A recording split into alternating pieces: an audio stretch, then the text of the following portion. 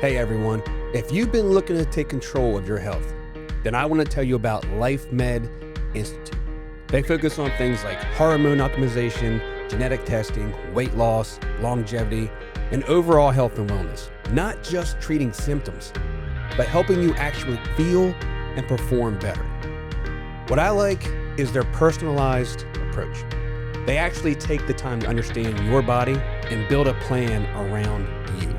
You can find LifeMed Institute in Rehoboth Beach, Timonium, Columbia, Bel Air, and Westchester. If you're ready to start feeling better and performing at your best, then check them out and take the time to invest in yourself.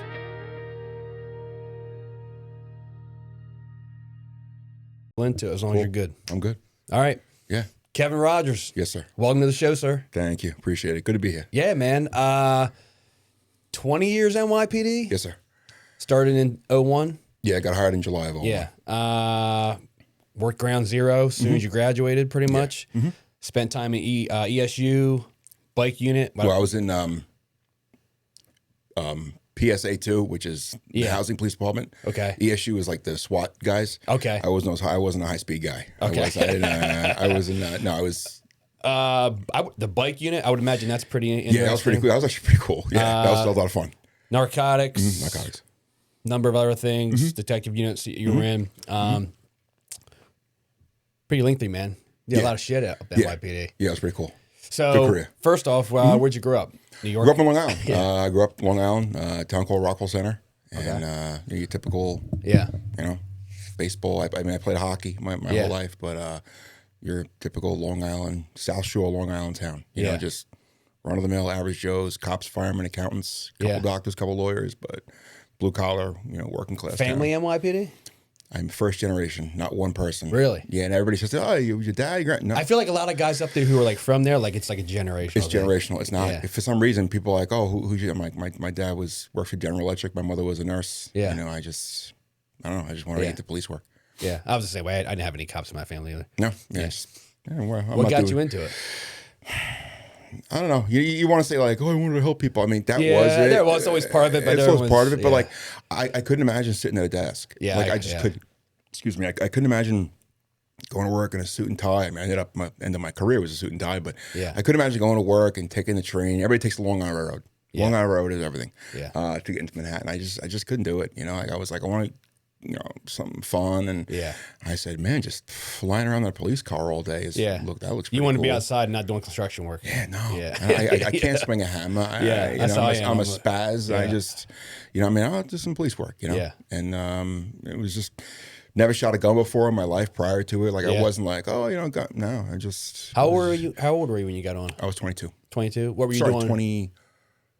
22. What were you doing up to that? I was driving a truck. I was driving a lumber truck. Oh, okay. And that was kind of cool. Just again, out of an office, I didn't want anything. Driving a lumber truck Nobody around. messing with you. You're out there. Yeah, by myself and just lumber truck on Long Island. Just saw all of Long Island. Was NYP the only one you applied to? The only agency? Nope. So that was my first, and then turns out my only. Everybody, so up on Long Island, you have the NYPD, and then you have two counties. You have Nassau, and then you have Suffolk County. Yeah.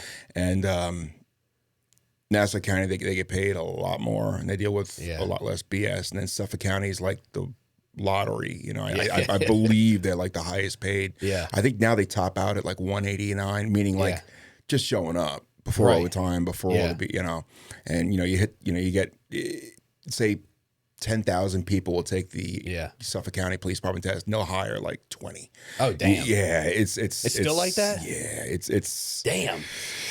Yeah, and then after a while, I took it after I think you have 5 or 6 years on the NYPD. You're doing well. You're in a unit. You're making overtime. It's kind of like.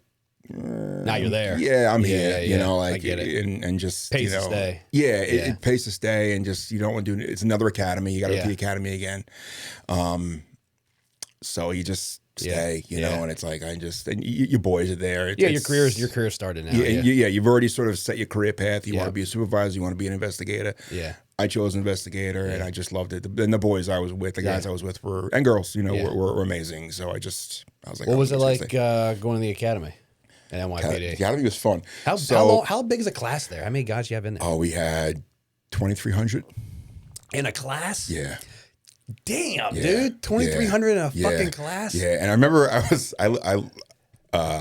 I can reference one of your episodes, you had a guy on. I think he might have been in your class. Oh, okay. And you know, it's like funny. It was like sleepaway camp for you guys with guns. Dude. So it's in my academy was on East 20th Street and just between 2nd and 3rd Avenue. Is it live in? No. You commute. Okay. You commute. Yeah. And Long Island Railroad, you know, from Rockville Center. I was living, you know, at my parents' house. And it was just, you know, it was just idiocy. Like, it was just like a bunch of buffoons, you know? Yeah. And you just like, it's just grab ass, you know, like you go in there and you go into the motions and stuff. My academy got, they put the pause button on my academy around September 11th or so. Oh, you were in there on 9/11? Yeah. Oh, I thought you had graduated by then. I was in the academy. And the only reason I was able to go right down to the site is because we were up in the Bronx shooting. Did you go to the academy with a guy named Bucci? Bucci, no. There was a guy in the academy on 9/11 who used to work at the agency I work for down here, but he went to NYPD and he was in the academy on 9/11. When it happened?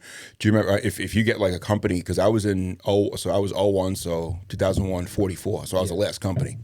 So I was 01 44. I was in the B squad. I'll see if I can find out. Yeah, so I was on day tours. So you do a week of days, a week of 4 to 12s. Okay. So I was on day tours. Okay.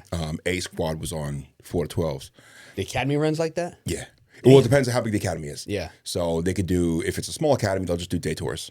Okay. Or, you know, and then. I didn't realize they'd run the academy in shifts like that. Oh, yeah.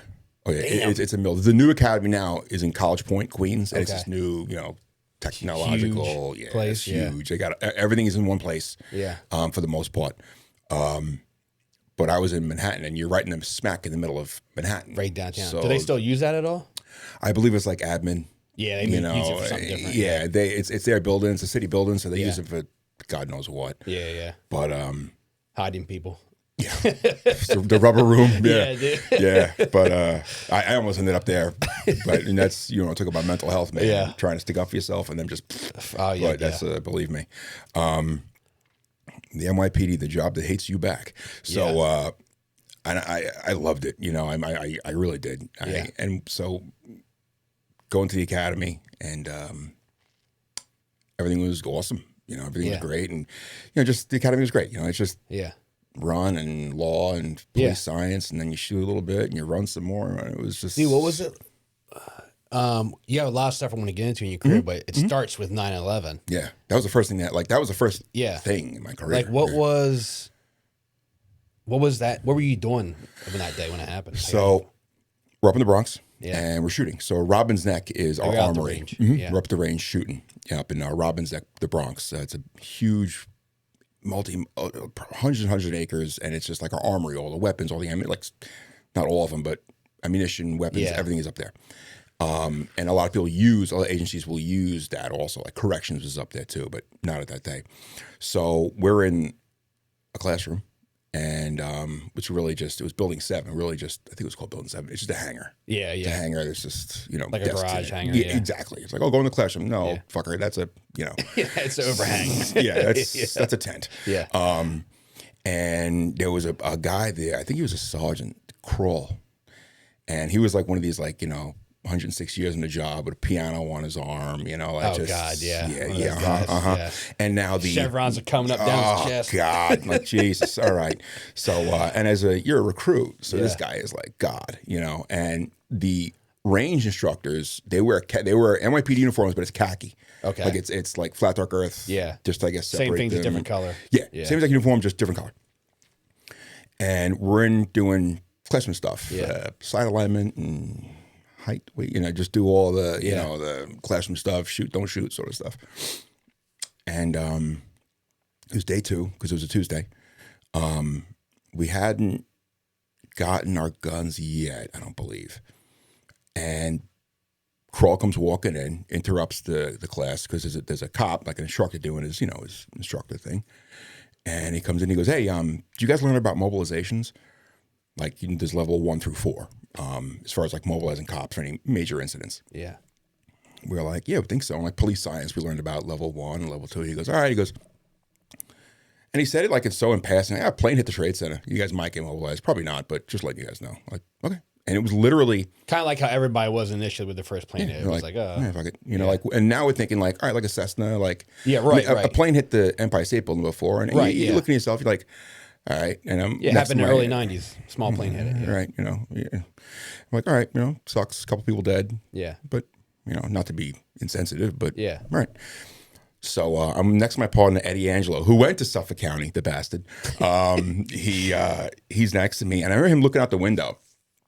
And him going like, plane, like, and I remember him saying, I'm like, what's the matter, Ed? And he's like, it's fucking gorgeous out. And I remember how, I'll never forget to this day, like, even when we get weather like it here, like, I'm like, oh, this is like September 11th, like, crystal clear. Yeah. Like, crystal clear, not a breeze, a cloud in the sky, gorgeous out.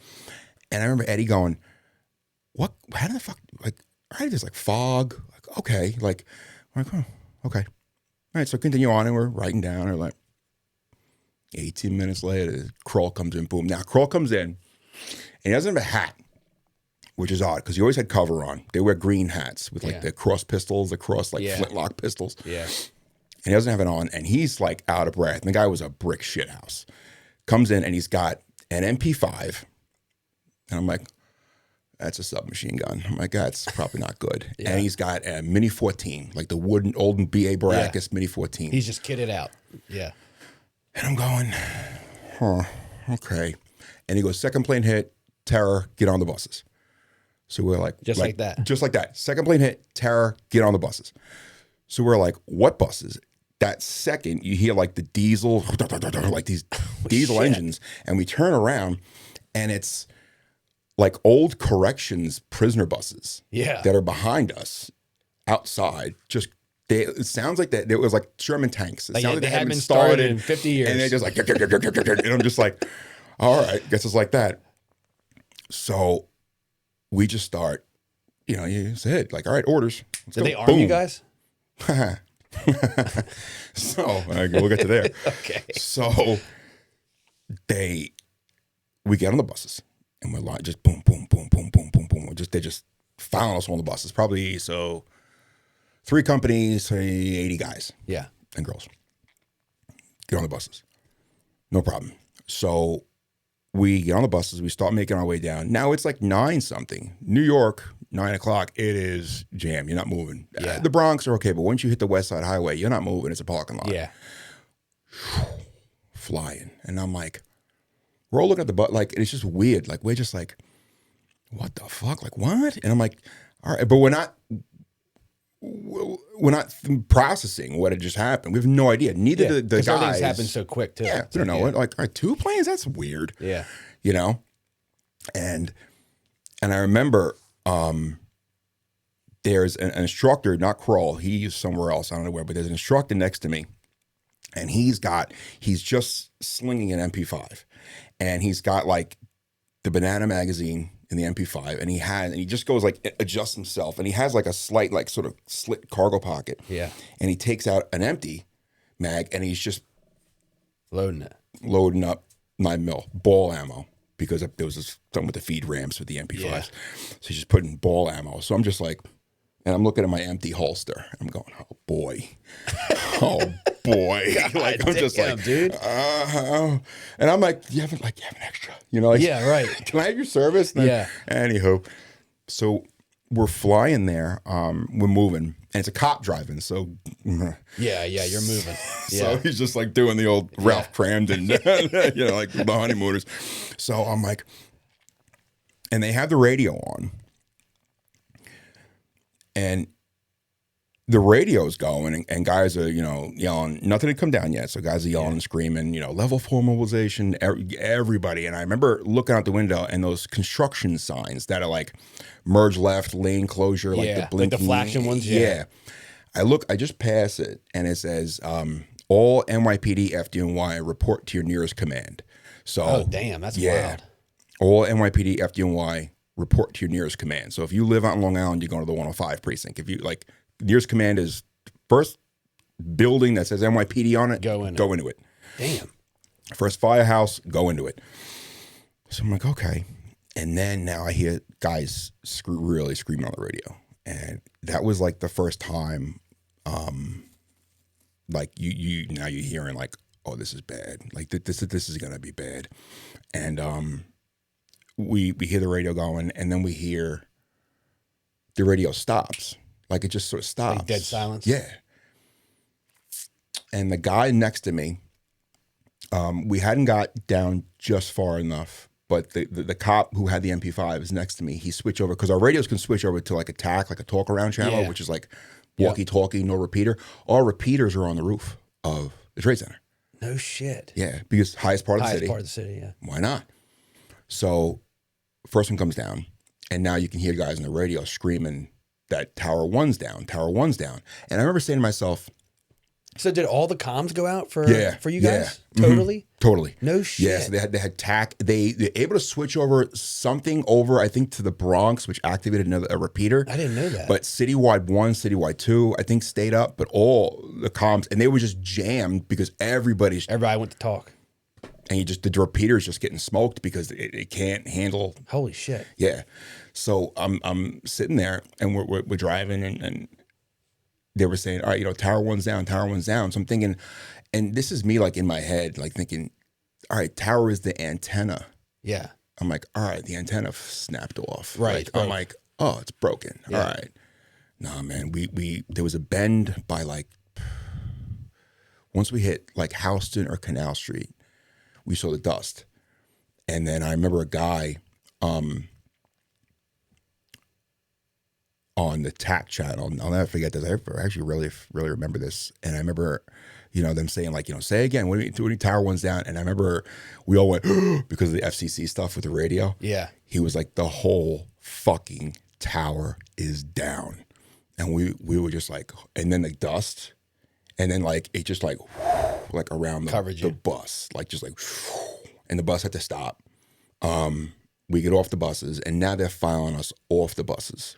Can you guys see anything at this point? No, it's just dust. Yeah, and they're smacking us like count like 1, 2, 3, like coming off, and he hits me on the back, and I remember him telling me, "Where's your vest?" And I'm like, "We weren't issued vests yet." Yeah, and he was like, "Jesus Christ!" So then I kept going, and then he's like, "Officer, he stopped." Like he stopped the guy behind me. I don't know who it was, and he's like, "Where's your fucking gun?" And I turned around, I was like, "Sir, we weren't issued guns yet." And he realized we were still in, we were gray shirts in the academy. He didn't realize you guys were class. So we had our jackets on, which were black, which in this situation, everybody wears. Yeah. We have a full rig on. Yeah. He didn't realize you were recruits. No. Oh, shit. No. So he's like, "Who are you?" And we're like, "We're from the police academy." They're like, "Do you work there?" I'm like, "Well, yeah, but we're recruits. Our command is," like, they say, "Oh, what command are you?" Yeah. Meaning like, that's always like when cops never tell you like, "Oh, what precinct do you work at?" You'll say, "What command?" Yeah.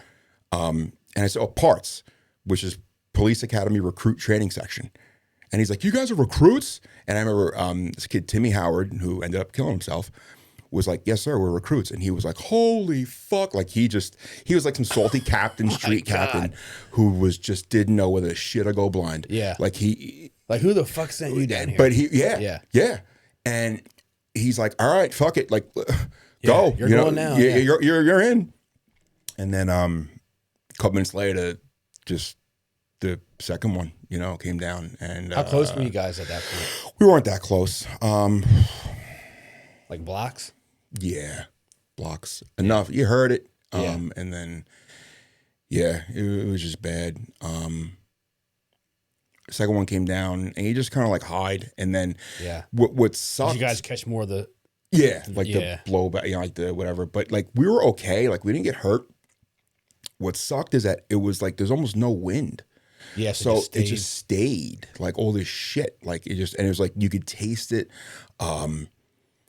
So we started to sort of make our way down because everybody was fleeing north on the West Side Highway. Now we start going back. Yeah.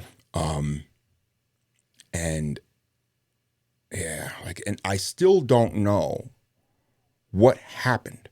So it happened on Tuesday. I wasn't home until Saturday.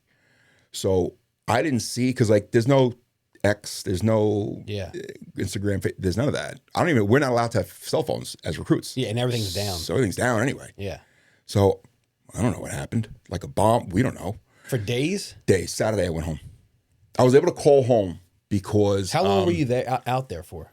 That day? Yeah. Oh Jesus, 2 days, 3 days. Oh, you were out there for that long? Yeah, they kept us out there for. What they have you guys doing? Anything and everything.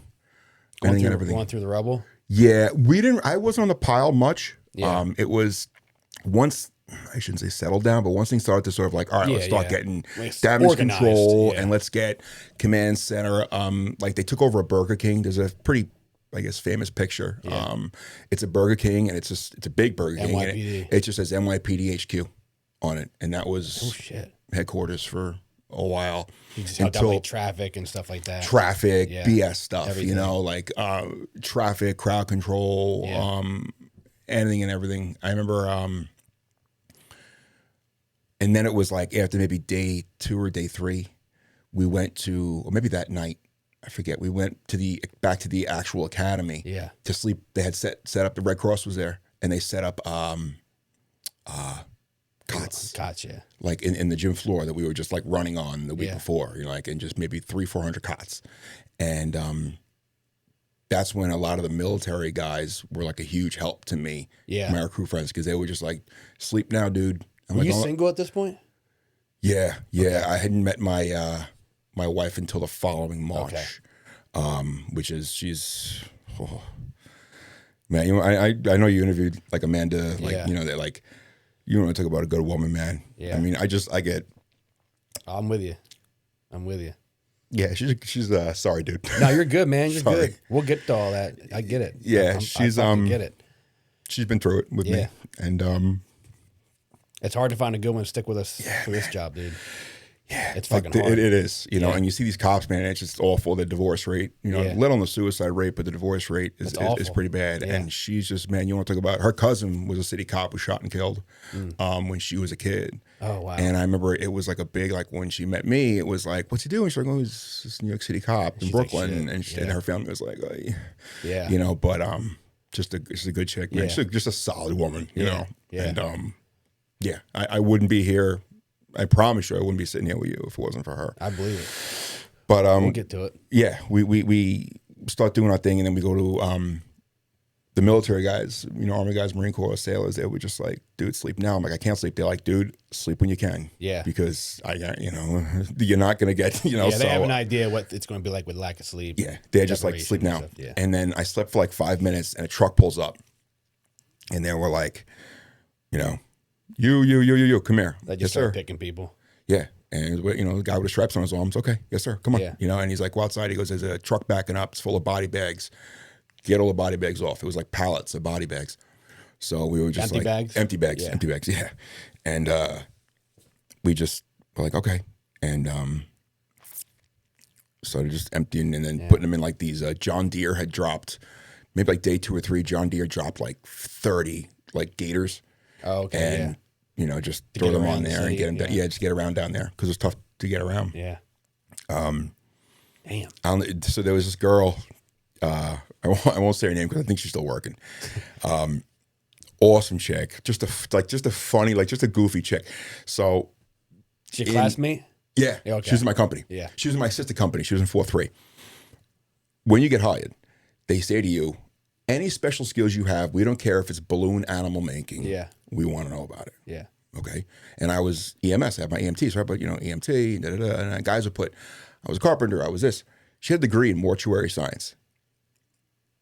She was like, and I remember like she was in the Queens College where you get sworn in, suit and tie. And she's like, fuck it, mortuary science. I have a license in mortuary science. I have my degree in mortuary science. Day 2. They muster us all up. Yeah. Day 3 or 4, I forget what day. They muster us all up, and they were just like, recruit PPO, probationary police officer was your rank. PPO, you had a little in the back. Here, sir. Yeah. She's like, you have a degree in mortuary science? And right away she was like, fuck. Yeah. She's next. She's like, yeah. And like, told you not to volunteer. And they were like, come with us. Damn. And they ripped her out, gone. She went right to the morgue. just IDing pieces and bodies and stuff like that. And she came back. She was fucked up. I felt awful for her. Oh, for sure, man. She's a lieutenant, I believe now. But she, I remember she came back, and it was like after everything, we were out for like 3 or 4 months. She came back. We all came back to the academy. Hadn't seen each other in forever, and just first day it was just all hugs and how you doing, what's going on, and she was just. I felt awful. Like she was fucked up. She had been through it quick, yeah. Yeah. Like they saw that and they were like, mortuary sciences. Yeah. You're with the medical examiner. Man. So all she would do is, because they had set up a temporary morgue there. Then there was also another morgue up at Bellevue, which is still to this day, I believe, still operational as far as World Trade Center remains and DNA analysis and stuff like that. Yeah. Wow. And she was there for a while. Every day, just IDing body parts and stuff. Because you would find somebody's breakfast, and bring it to the tent, and the pathologist would be like, "No, that's chicken, or that's whatever," or they'd be like, "Yep, that's no shit. Yeah, that's a thumb. That's a Holy fuck, man! It was bad, Damn. But we had you talk about like. There was, I don't want to say it was fun, because it wasn't fun, and I want the audience to think it was for sure. fun. No one thinks that, yeah. But day 15 or 16, boss comes out, we're all mustered up, ready for assignments, and it was like, who wants to work with ESU? Now, ESU is the Emergency Services Unit. They're like your SWAT guys, your high-speed guys, full kit, MP5s. I'm a recruit. I don't have a gun, and I'm like, right here. Yeah, hell yeah, dude. Because I'm getting a long gun, and I'm taking somebody out. Yeah, you're getting some experience. I'm getting trigger time. Yeah. So like, all right, you're gonna be working with ESU. I'm like, yes. So they're like, go to 225 Barclay Street, which is just north of the actual site. Okay. And I'm like, yes, because I know 225 was where ESU's command center was. Okay. So I'm like, this is it. This is it. The worst part of that was hiding my boner. That was that was the worst part. Yeah. And I get down there, I walk in, and there's all these fucking dude, you're in the academy, and now you're going to go work with like the best of NYPD. Like that's it. That's it. The ESU guys, and if you get a chance, get an ESU guy on here. There's a whole thing of when a civilian calls 911, we show up. I'm sure there's a retired one down here somewhere. 100%. Find me one. 100%. I'll promise you, I'll find you one. When the cops, when a civilian gets into a jam, they call 911. When I get into a jam, I call the ESU. Yeah. And they're it. They're like the SEALs of the city. Like that's it. They'll come in. They could anything and everything. Yeah. So I walk in, and it's just these like gods. They're all 8 feet tall, and I'm just massive. Like, Jesus. Cargo pants, and I'm like, oh my word. So I'm walking around, and they see me. Nobody's even looking at me. And I'm here. It's me and my partner, Chris McNicholas, and Eddie Angelo. And there's 3 of us, and we're just sitting there like a bunch of assholes, just in the corner. Yeah. For like an hour. Like little kids. Yeah. Nobody's even acknowledging us. Stripes, and this guy, everybody's the same. And this lieutenant comes up, and he's like, "You my recruits?" I'm like, we're all like, snap to it, like, "Yes, sir." Like, "All right, come with me." And I'm like, "All right, they're gonna outfit us for the gear." And I'm like, "We're gonna get all the cool shit now." Yeah. Like, I'm just like, well, I don't know if I want a sappy plate, but I'll take it. Yeah. So they're like, "All right." They're like, "We got the canine unit." We're like, "Yes, I'm getting a dog." Just like, this is just the best. Yeah. He goes, "The dogs are going to come in off the pile," because we had, now at this point, it's like day 14, everybody and their mother's there. Like, SAR dogs and everything. Everybody's there. So it's like Fairfax County, Virginia has an amazing collapse rescue, technical rescue, confined space rescue. They go all over the world. They went to Turkey for the earthquakes, Haiti, all over the world. My cousin's husband is actually in that team, and he's in the task force too. They go, amazing what these guys do. Yeah. So they're there. It's collapse rescue. So they have their dogs. They have all their equipment. He goes, "All right, the dogs are going to come off." And I'm like, "All right, which one's mine?" They're like, "Bring the dog over here.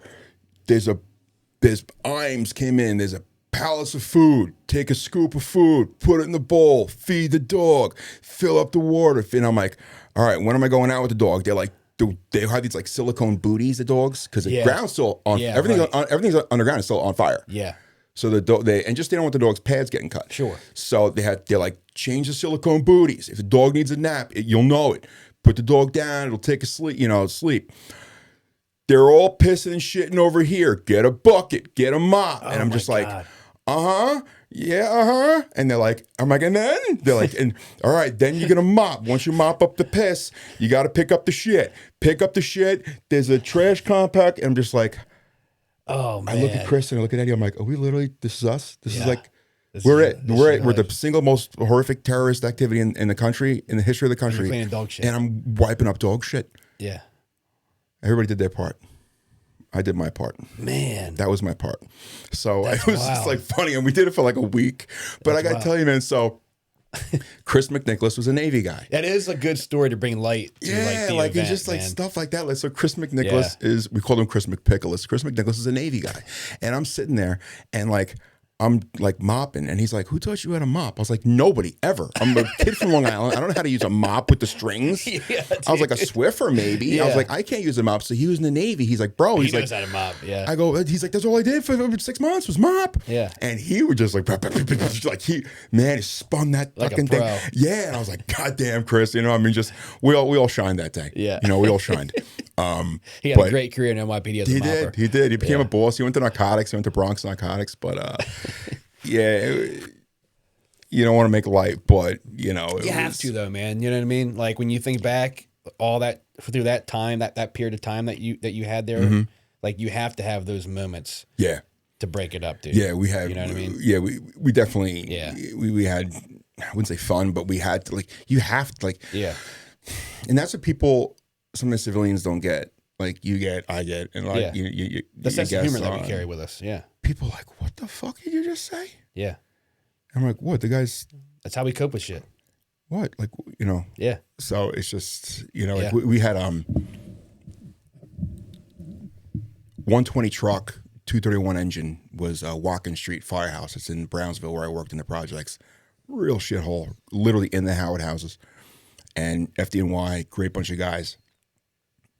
They lost, you know, half their house. Brooklyn house is still left, lost half of their guys. But just a great bunch of dudes. I think their 250th anniversary is coming up. And I remember one kid, they had a really bad fire, and the kid, one of their probies got burnt. So he got steam burnt really, really, really bad. And like he like lost his ears. Like he's okay. I mean, lost his ears. Like he just has holes. Oh, damn. And I remember, and they were a great bunch of guys. Like every time I was on foot in the projects, they'd be like, yo, grab a cup of coffee, you know, great, you know, and I'm like, yeah, no problem, come in, you know, hot day, cold day, come on, have a cup of coffee. Yeah. And this kid comes back, just so happens I'm having really dinner with them, these guys. Yeah. And the kid comes back, and it's day one of him being back from like light duty. Day one, like he's got like this, like his face is fine because he had a mask on, but like it's weird. He's got no ears. It's just a hole inside of his head. And I remember, they like his name was crazy, like, oh, Chris, you know, welcome back, man. He goes, they go, how the fuck you gonna wear glasses? And I'm like, oh my God. And I'm like, what a fucking, and they just answer us, hey, like cops and firefighters, they can sit on your nose, but they're just gonna flop. Yeah.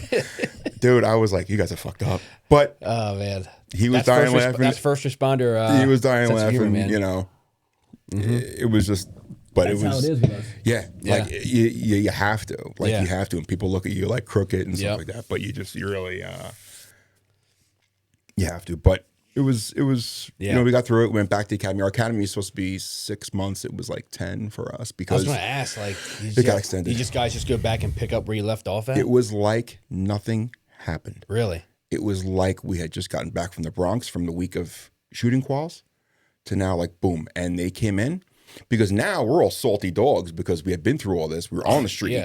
So now, like, and there's rumors like, oh, we're getting deputized and they're just gonna graduate us. Did they have to like check you guys in the academy, like your egos and shit, real quick?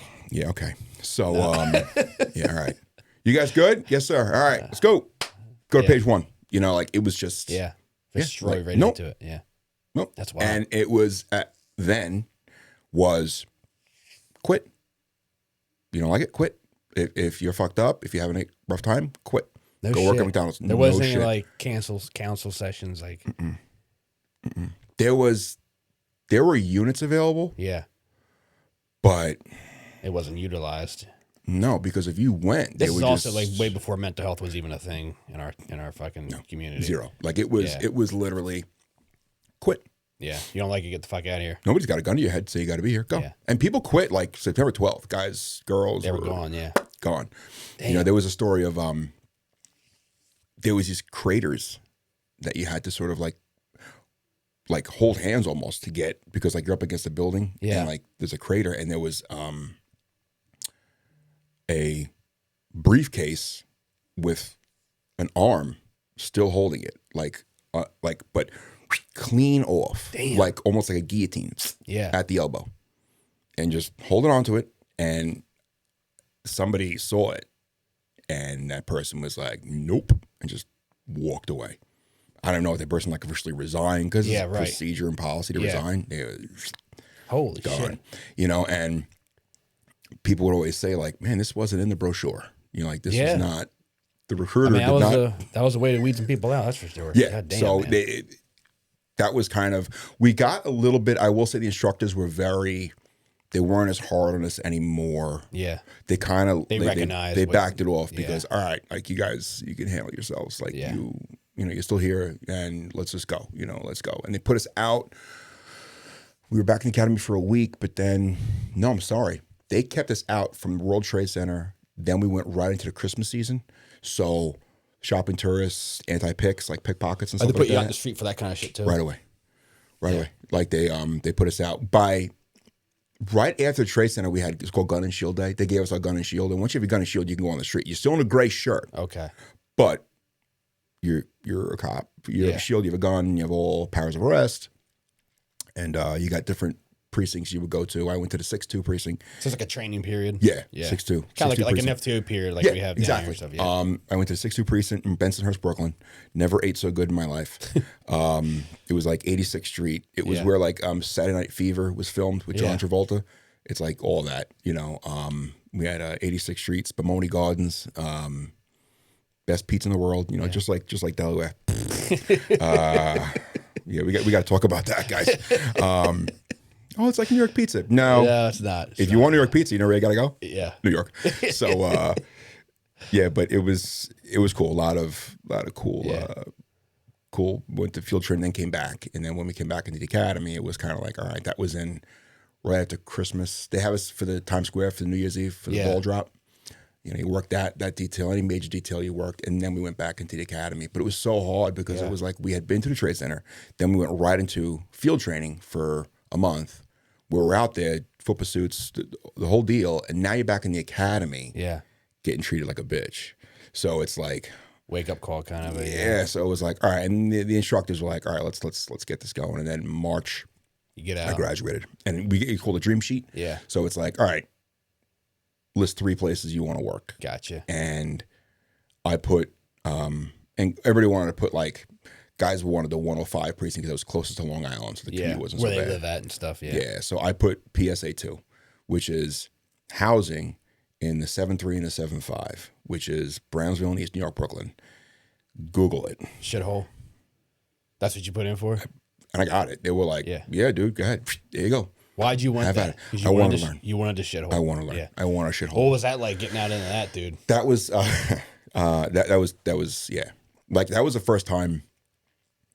You know, you go out, you step out, you're brand new, got all new leather, all new gear. Yeah. And they are just, you can feel the hatred, you know, and they're throwing shit off. They're airmail, they're throwing everything off the roofs at you. They're not shooting at you, but they're chucking shit at you. Yeah, well, no, they're doing pot shots. They're just pop, pop, pop, pop, you know, and the ground's not exploding, but they're just off the roof and stuff like that because they know you're never going to make it up there. That's a common thing. Oh, yeah. You know, once in a while you hear automatic gunfire. Not often. Yeah. You know, people think like, oh, everybody's got an AK. No, I saw one AK-47 in my entire career there. Oh, really? One AK-47. It was semi-auto. Come on. Damn. You know, that's nothing. Yeah. You know, might as well be a spitball. You know, but everything was handguns. Everything was High Point, Lorenco. It was Saturday Night Special, freaking yeet cannons. Yeah. But nothing. Damn. But yeah, everybody was armed. They was all shooting each other. Day 2. Day one was orientation at like the borough hall, which is like, hi, I'm the borough president. I'm this and that, pastor this, and Monsignor this. Yeah. Please be nice to everybody. Community leaders and yes, stuff. Yeah. Exactly. Day two was my first homicide.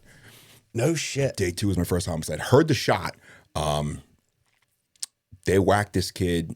And I remember he was like slumped against like a fire hydrant. When I say kid, the kid was probably, he's sad, but it was probably, I don't know, 17, 18. Teenager, yeah. Yeah. And he was just stone. I'll never forget the cop next to me who was like, 3-4 years on. So he was a seasoned vet. Yeah. He was like, that kid is stone cold dead. And I can still hear him say it. He was, that kid is stone cold. Because I'm going over there to help him.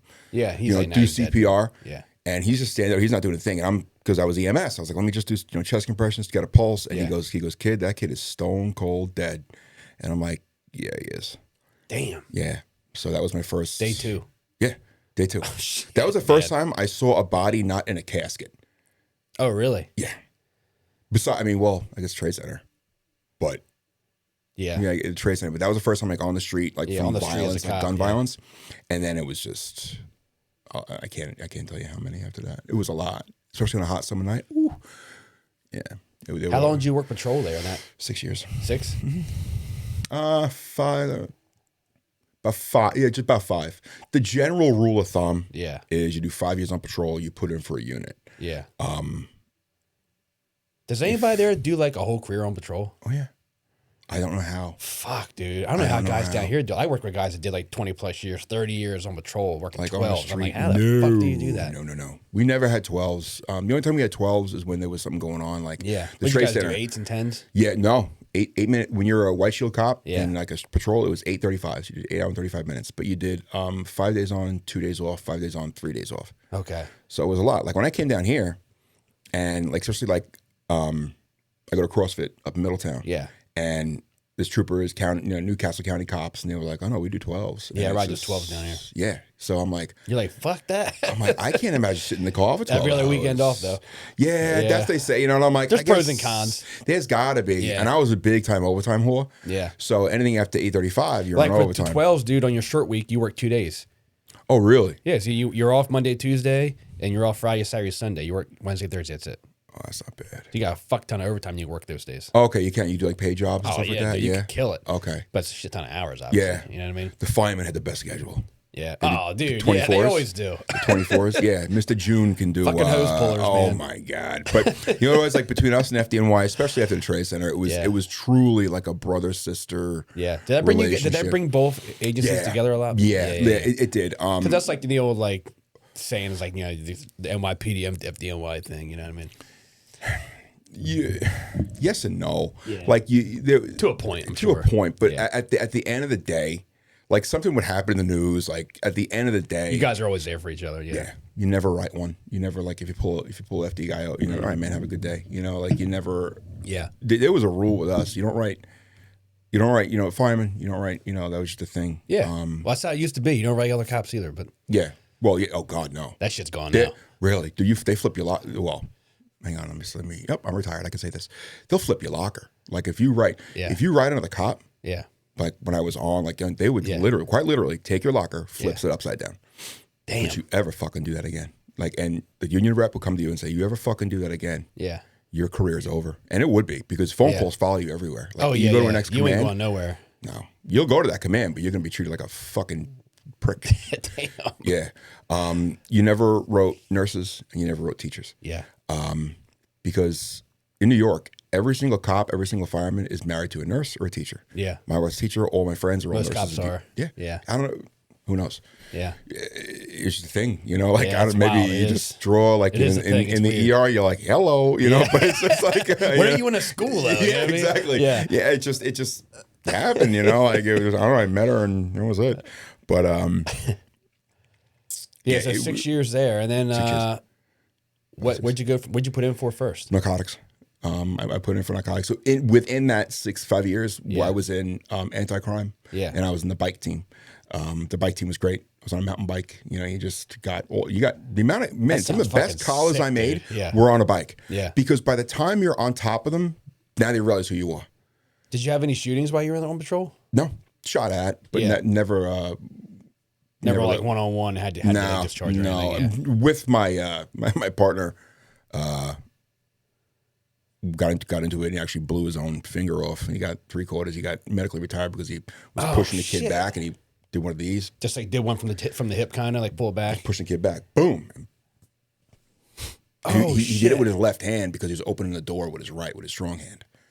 So he went and he goes, oh shit, like that. Boom, and just blew his own trigger finger off. Like, I mean, he's got like a stump. And shit! So he shot weak-handed. But he was pushing the kid back. And his gun hand, he actually blew off his finger. Holy fuck, dude! Jackass. Found the finger. And that was the end of his career right there. That was it. I found his finger, brought it to the hospital, and the doctor, he was like, "Nah, you're not getting that." He's like, that's. Ah, damn, dude. Yeah. How long did he have on? As a matter of fact, I was in the ER with him, and I asked, and I knew his wife was a teacher, and I'll say his wife's name. You know what? Let's say her name is Vicky. Yeah. And I have this finger in a bag, and again, fucked up. ER, he's crying like a baby. He's crying like a baby because it's gotta hurt. Yeah. And they have it in the big tub of that brown betadine, soaking in it, and he's like, he lifts it up, and there's just meat, mangled, and it's gone. Like it's clean. It's not hanging. It's gone. Yeah. So this other guy picks the bag up, and he goes, "It's a shame. This is Vicky's favorite finger."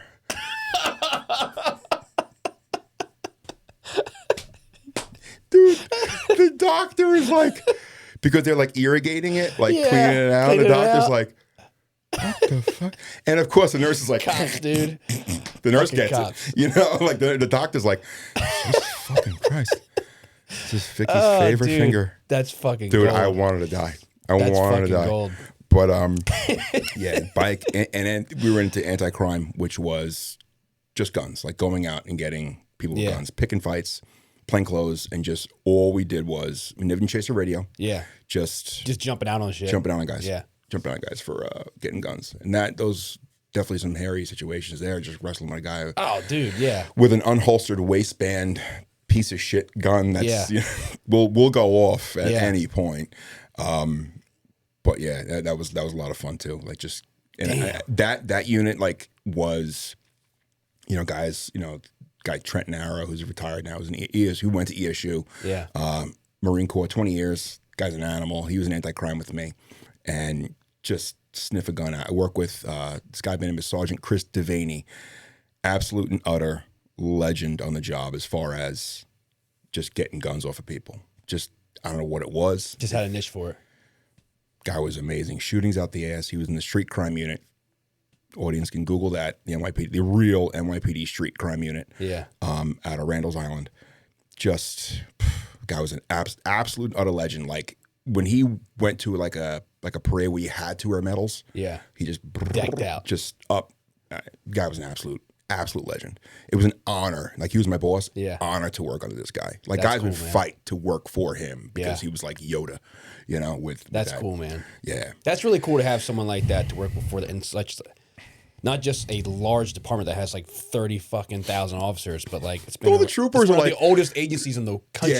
Yeah. You know what I mean? Like first Teddy Roosevelt was our first PC. He was the first dude. police commissioner, all the history that goes into that. It's a lot of history and a lot of tradition. Yeah. Like super. When I got to the detective bureau, that's something I wanted to ask you about. Was like when you get into like certain units, like detectives, like the the traditions that come with that people don't know about. You know what I mean? Sure. What do you want to know? So, is there anything with like the gun unit that you were in? Like the anything like that? Well, we called it hot lunch. Like if somebody had a gun on them, it was hot lunch. Why it was called that, I don't know. Somebody probably said that in like the 40s. Yeah. And it just stuck. And we just don't change it. You know, like it's just don't change it. And like, hot lunch, boom, and drugs were snacks. We didn't care about them. You know, like if a guy had a quarter-pound of bird, like I had heroin on him, we didn't, it's not just guns only. Guns. Yeah. Not that we wouldn't arrest the man. Of course we would arrest the man. Yeah. Because he broke the law, and obviously we would then get information out of him. But I'm sure there's times you come across some fucking dope and shit, and you're like, this is just going to evidence getting destroyed. We're not fucking dealing with it. What am I dealing with this guy? Especially if he's going to chirp in my ear or something. It's just getting destroyed. Yeah. Yeah. But when I put in for narcotics. Yeah. So narcotics is now investigative track. So you're now on. There's a lot of history with the narcotics unit there too. Yeah, that was a lot of famous cases and detectives. Yeah. So it was like we weren't like French Connection. Just then, but just street level buy and bust operations in the same neighborhood that I worked in. And I said when I went to, so you put in for it. It's called the bureau at the time was called OCCB, which is Organized Crime Control Bureau. Yeah. Under OCCB was the narcotics division. It's all gone now. They don't. It's just. I think it's Everybody Hug is the name of the unit. I think. Okay. That sounds about right. Don't get me started. That sounds about right. So, good Lord, yeah. And we went to. You go to OCCB school. You go to narcotics school. So it's like, all right, you're accepted into OCCB. Start. Here's your stuff. You're gonna go to the BAT, which is the Brooklyn Army Terminal down in the 6-8 in Bay Ridge, along the water. And you're in these like trailers, and you just 2 weeks, maybe 3 weeks of narcotics school. You get your field testing qualifications. You get how to utilize undercovers, how to get CIs, how to work CIs, how to pay, like all the stuff. Yeah. And then a big part of it was doing doors. So we hit so many warrants that ESU, after I think in the 80s, was like, you guys are using us too much, because ESU were the big, tech guys. Yeah, breaching doors and breaching stuff. doors. Yeah. And ESU was like, you're killing us. Like, we just, we got other shit to do, like, and they said, how about this? Come to our, not their e-school, but come to our school for like 2 weeks. Yeah, and train you guys up. We'll train you, we'll spin you guys up on taking doors and breaching and stuff like that. And you guys be your own unit. And then post 9/11, like Ruger donated a whole, like, I think it was like 1,000 like mini 14s. Okay. And we got heavy vests, ballistic helmets and stuff like that. And like kit. Fully kitted out. Yeah. So it was like, you know what? It was great because it was like, all right, we get somebody on the street, we grab them, we flip them. And it's like, all right, now we get an affidavit, go get a warrant. Yeah. We don't have to wait for ESU. Yeah, because you're geared out like ESU now. We got a shit in the truck. We can just tack up in the street. As long as you have a captain and a warrant, you're good to go. Had to have a captain with you? Yeah, you have to have if you're going to hit a door, you have to. If you're going to breach a door, you have to have a captain on the stack. Doesn't have to be. He was just really was called like the hall boss. Yeah. So like you'd stack up in the hall, hit the door. He would just listen, and if you didn't hear any gunfire, peace. I'll be in my office, which is where the captain should be. Yeah. Don't bother the captain. Yeah. Like that's why we had a lieutenant, we had a sergeant, and that's it. Boss would go in. Sergeant would probably be on the stack too. He'd be like, not rear with the gear, but he would be, cuff to us, like number 6. Yeah. I like an eye on being, things, like he'd cover the rear. people. He'd be the hall boss. He would just stand in the door and make sure nobody came in behind us. Mm-hmm. But that was fun, like just like hitting doors and stuff like that. Dude. Nobody wears clothes when they sleep, apparently. No. Dude, I saw more dick and balls. Yeah. That I could really, it was just, it was a lot of ass crack and nutsack. Well, when you do fucking early morning hits, that's what happens. Yeah. Good Lord. Like I'm just like, because you get the night endorsement, you can hit it really whenever you want. And, we hit around, 4:30, 5 o'clock and yikes, like it was just, good Lord. Like I could think of a few urologists that haven't seen as many dicks as I have. Especially with searching prisoners. Good Christ. Oh, God. Yeah, they keep it in the Brooklyn wallet. Yikes. Yeah, you can. Oh, the Brooklyn wallet. Yeah, That's a good one. Yeah, the human foreskin is nightmarishly elastic. Oh, God. You can stuff a lot in there. That's Yeah, awful. you can keep your passport up there. It's great. Oh, fuck, dude. Yeah, It's you can keep a lot of crack up there. Oh, Jesus. Narcotics was awesome. Learned a lot. Yeah. Great dudes. Still to this day, I have group chat with all my narcotics guys. That's cool, man. I'm actually going up in May. One of the guys who we were in narcotics with, this guy John Edgar, he passed last April, from Trade Center shit. No shit. Yeah, guys are getting sick. I go up every year and just get checked out. Yeah. It's great. Stony Brook University, which is like the Christiana up there. Yeah. They kind of own everything now. Yep. They have like the World Trade Center monitoring program. You go up and they do the scans, just do it for you? everything. And That's if good. anything's wrong, they send you, like my sinuses are fucked. My left sinus is fucked. So and I get the amount of medication I get, like just shipped to me, like this flushes and the neti pots and the sprays. They take care of you guys? Everything. That's anything awesome, and everything. man. I say, I need more. They're like, oh, the allergies bothering you? I'm like, no, I'm good. Like, we'll send you Claritin. And then will come a case of brand Claritin. I'm like, okay. Like, they take care of us. That's awesome. I started getting these crazy headaches. Yeah. Right when I met my wife, Danielle, and bad, puking, just bad. I'm like, it's not migraines, like maybe throwing up. And I remember going to my doctor, and she's like, all right, like, let's just send you to ear, nose, and throat. Cool, no problem. Go to the ENT. So they do the thing, they shut the lights off, they run the camera up your nose, and this is March of 2002. Now, in his defense, this is probably what he sees in his line of work a lot.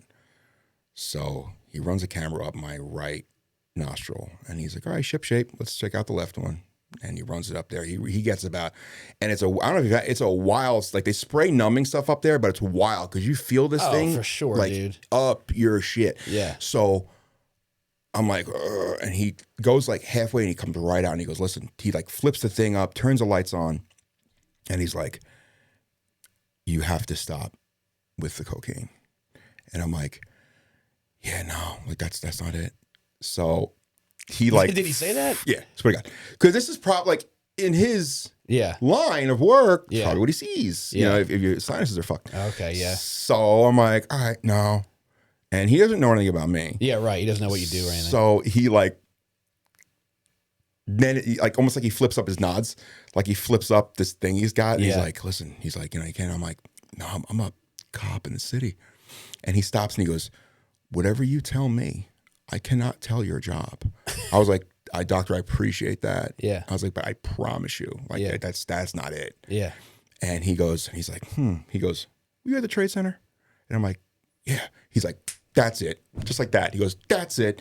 And I'm like, all right, what? And he's like, your left sinus is gone. I'm like, when you say gone, he's like, well, and he got into a whole thing, but essentially the ducts that secrete mucus to keep your sinuses like, I don't want to use the M word. It's destroyed. But yeah, keeps them like moist. Yeah. Are all right one, perfectly fine. I don't know why. But the left one, it's just like demolished. Gone. That's wild. Yeah. He's like, hey, we can do surgery, and he's like, but you may lose sense of smell. Yeah. Like there's the olfactory system or something like that, yeah.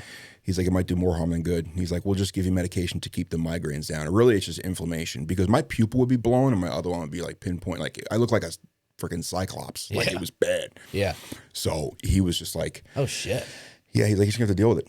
And then I went to the World Trade Center. They sort of opened up and they were like, yep, chronic maxillary sinusitis. And there's a thing for it now, yeah. Yeah, and they give you everything for it. Like it's good. Like I take like migraine medicine. They gave you, I don't know how people like who don't have insurance can afford some of these medicines, bro. It's insane. So they sent me these like shots. It looks like an EpiPen. Yeah. And it's this new stuff now that like if you have a really, really bad migraine where you're throwing up, you give yourself a shot. It apparently like ends it immediately, the migraine. And it's $600 a shot. Jesus. They sent me a case. Like if I was an asshole, I'd be on the corner. On eBay. Be like, who's got migraines up in here? Oh, damn, man. Who's got migraines? Oh, man. And I have a case of them. That's good. They take care of you. Yeah, guys. they do. Shit, they do. And he's like, whatever you need. They can fucking do. Yeah. They just, and they're so nice. It's like they're not New York people up there. They just get people from other parts of the country. Not New York people. The nurses are just like, oh, where are you from? Utah. Yeah. So, that's wild. We love Mormons. But, damn. Yeah. So narcotics. What else? How else was that? Is that pretty good? How long were you there for? Narcotics. I was in narcotics for just under 9 years. 9 years there? Yeah. Damn. It was fun. What's the wildest story you got from there? So narcotics. I made a grand jury. I made a grand juror vomit in the box. I was at grand jury. I've just the one I can think off my head. I guarantee you there's better ones. But my uncle, so my UC are called uncles. Okay. And they have their ghost across the street, tight ghost, loose ghost. And he makes it by, gives a positive buy sign. We're just outside the Tompkins projects. And all right, it's positive buy, stand by, do not move in because you don't want to smoke the uncle. Yeah. You don't want to have him buy and then, whoo, you're burning him. You burn your uncle. Yeah. So we let him step off the set, wait a little bit. And the ghost is like, he hasn't stepped anywhere. He's still on the stoop. Like he's not. Usually they'll go up, re-up. The ghost is the target. What's up? The ghost is the target. No, the ghost is who's watching the undercover. Oh, gotcha. Okay. So we grab a P around the block, the one who steered my undercover to the dealer, grab him off, pull him off the set so it doesn't blow up the set. So the ghost is like, he's across the street. My ghost is across the street, like drinking a 40, saying in his wires, he's not moving. you guys want to move in? Go ahead. So we go in, grab him, put him up, throw him in there. He's 16. I'm in the prison van. So I'm way off the set because the prison van is just like, it looks like the 18 van. It's just this big, and everybody like there, whoop, whoop. So the second they see it, they know what it is. Yeah. So I'm way off the set. So we get him in there, get him to their hospital, get him to the precinct. So now the boss authorizes a strip search. You have a sergeant approve strip searches, but being that narcotics can be easily secreted on the body, you get the okay. So, all right, turn again. Ass cracking nutsack all day, dude. All day. All right, turn around, lift your nuts, let your nuts fall, lift up your dick, let your dick. I'm sorry to your audience, by the way. If there's any ladies, this is drug work. This is it. Like, I'm sorry. This is. Every time I talk to them, I'm like, "Oh, you did drug work?" I was like, "Yeah." I was like, "It's not that beautiful." It's exactly really, the way it is. Yeah. It's really not. You're thinking like Miami Vice, like you're with these like gorgeous girls on like a yacht, and no. It is literally bags of crack and nutsack. Yeah, that's what it is. So we go and we get this kid. We get him locked up. We get him in the precinct. We got him put in the cells. We're gonna search him. Nothing in his underwear, nothing on him, under his nuts, nothing. So I go out, we watch him. I go out to the undercover who's in his undercover car, and I'm like, bro, he's got nothing. The ghost is like, I'm fucking telling you right now, he had a huge bag of crack. He had twists. He had a zip with twists with like 20 zips in it, with 20 twists in it, which are like, the baggies. Yeah, like little baggies, not zips. So he goes, it's on him. They're like, I'm fucking telling you, it's on him. So I go back in there. Do you have anything on you? No, man, no. Go back to the undercover. He's got nothing. They're like, Silky. Everybody called me Silky. That was like my call sign. Silky, he's got it on him or in him. And I'm like, all right. So fuck. I'm like, son of a bitch. So I go out. One more time, I was like, brother man, sorry. Turn around, squat. So he squats. He squats down. He's doing like a goddamn fucking legit squat. His knees were good. His form was perfect. And I go, cough. And he coughs, and a little comes out of his asshole and goes right back in. Little bag. I was like, God, dude. God, joy. So I go, brother man, I was like, you got two options. I was like, I can see it. You can take it out, or we got to go and get it. Yeah. So he's like, now, I don't want to say night, but he knew the gig was up. And he wasn't going to fight me. Yeah. He's naked as the day he's born. It's me and like 9 other dudes behind me. If he wants to go, we'll do it. But you're going to go to the hospital. So he goes, I'll get it. He is up there filling around like a kid on Christmas. Oh, no. Like he's going through his stocking. So all he's doing, pushing it up. Oh. And now he's like, I can't. Sure as fuck, this shit's gone. And I'm like, now I feel bad. The kid, he's crying. And I'm like, all right, I don't want these bags to rupture. Now it's in.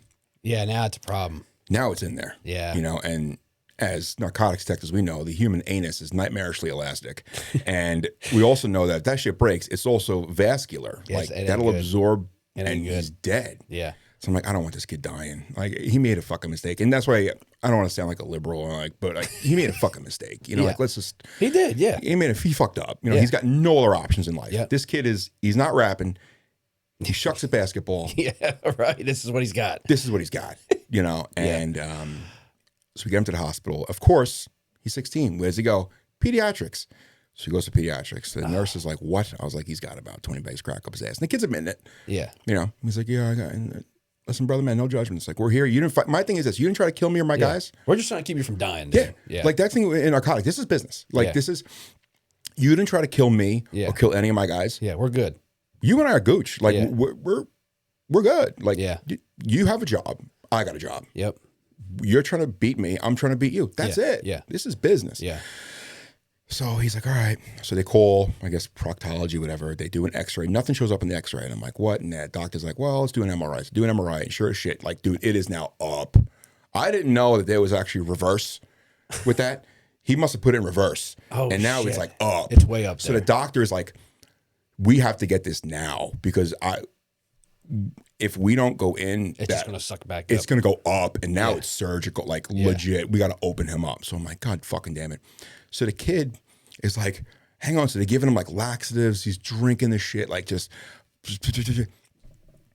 So now the doctor comes And he's like, all right, you know, we got to get it out. And this guy's got a fucking Pelican case.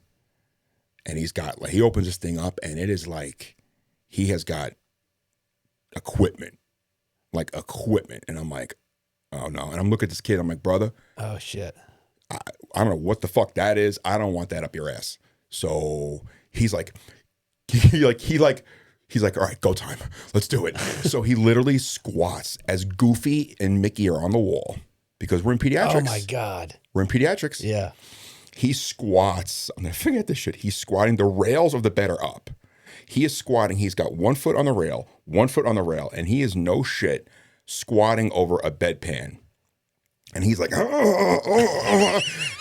and he drops like 6 Lincoln logs into this bedpan. Oh.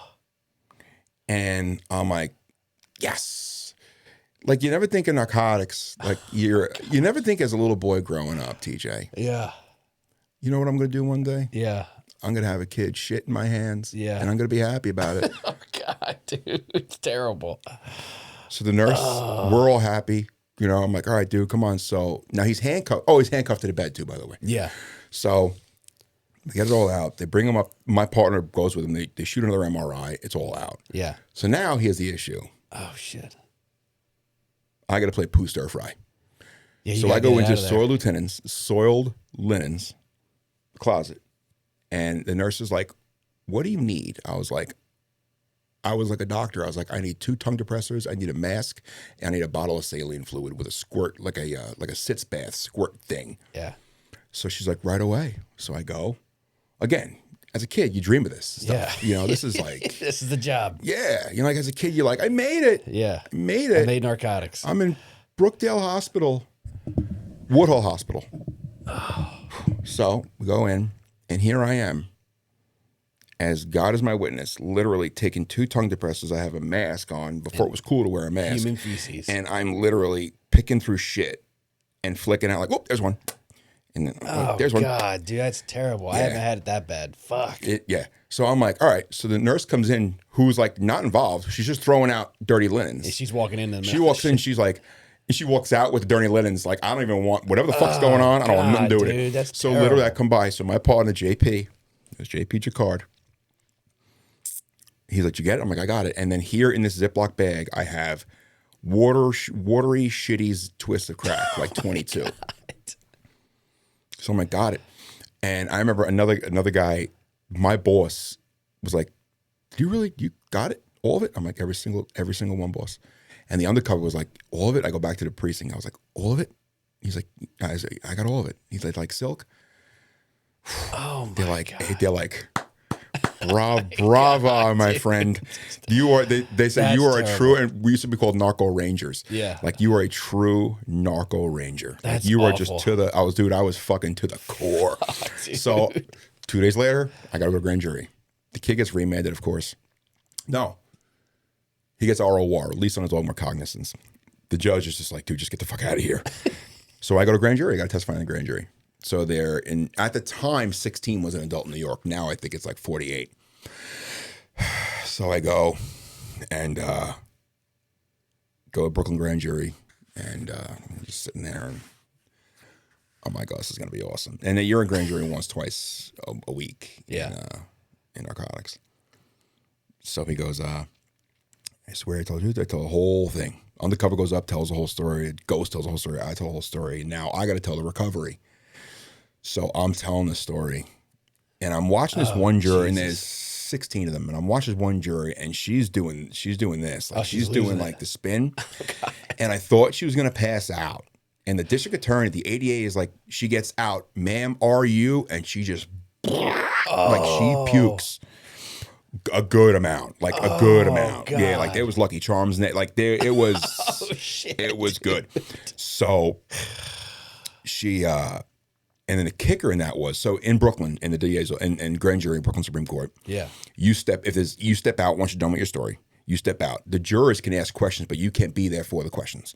They give it to the DA. The DA is like, shitty question. Or the DA goes, great question. They call me back in. Detective Relations is still on the oath. Yes, I am. Okay, and she will ask the questions. I have no interaction with the jury. Manhattan is different. Manhattan, the jury will just ask you a question, and you have to keep the "Are you a fucking idiot?" face because it's like, were you not paying attention to what I just said? Yeah. I digress. So the DA has a smirk on, and I was like, "Yes, ma'am. You know, how can? Because you're professional. You still under oath? Yes, ma'am. Still under oath." One of the questions that was asked was, a member of the jury works in the medical field, and I'm like, "All right, okay," and they're saying that it's impossible that the drugs were ingested, made it through the digestive tract, and then into the lower gastrointestinal system in a matter of an hour and a half. I said, "You're right. Yeah. That would be impossible." Yeah. And she's like, "Would you please explain to the members of the jury what happened?" I said, "Well," and I was like, "You know what? Let me run with this." I was like, "He boofed it," and the DA is like, "I'm sorry, what?" I was like, "Well, he boofed it." And she's like, now she knows what I mean. She knows what she means. But the jury doesn't. Yeah. So now I'm on record saying boofed. So she's like, oh, fuck. Yeah.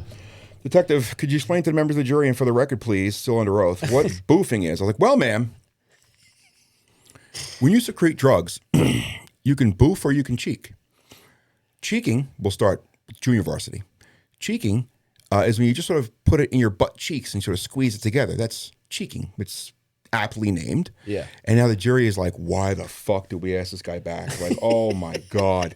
So I was like, boofing is the varsity team. Boofing is when you take it and it goes in your anus, into your colon. And they're all just like, okay. Like, got it. They're like, "True bill, guilty, get out." And I'm just like, do you have any other questions? No? Anybody? No? We're good? Good. All right, bye. I'll be in my office. So I get off, and that was, dude, that was one for the books.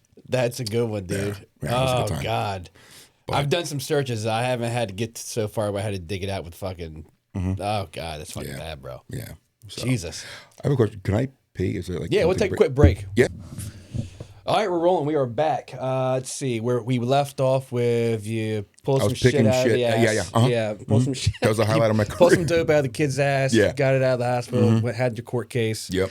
Hell of a drug career there. Yeah. A lot of knocking down a lot of doors and stuff, and learned a lot. Just, where did we go after that?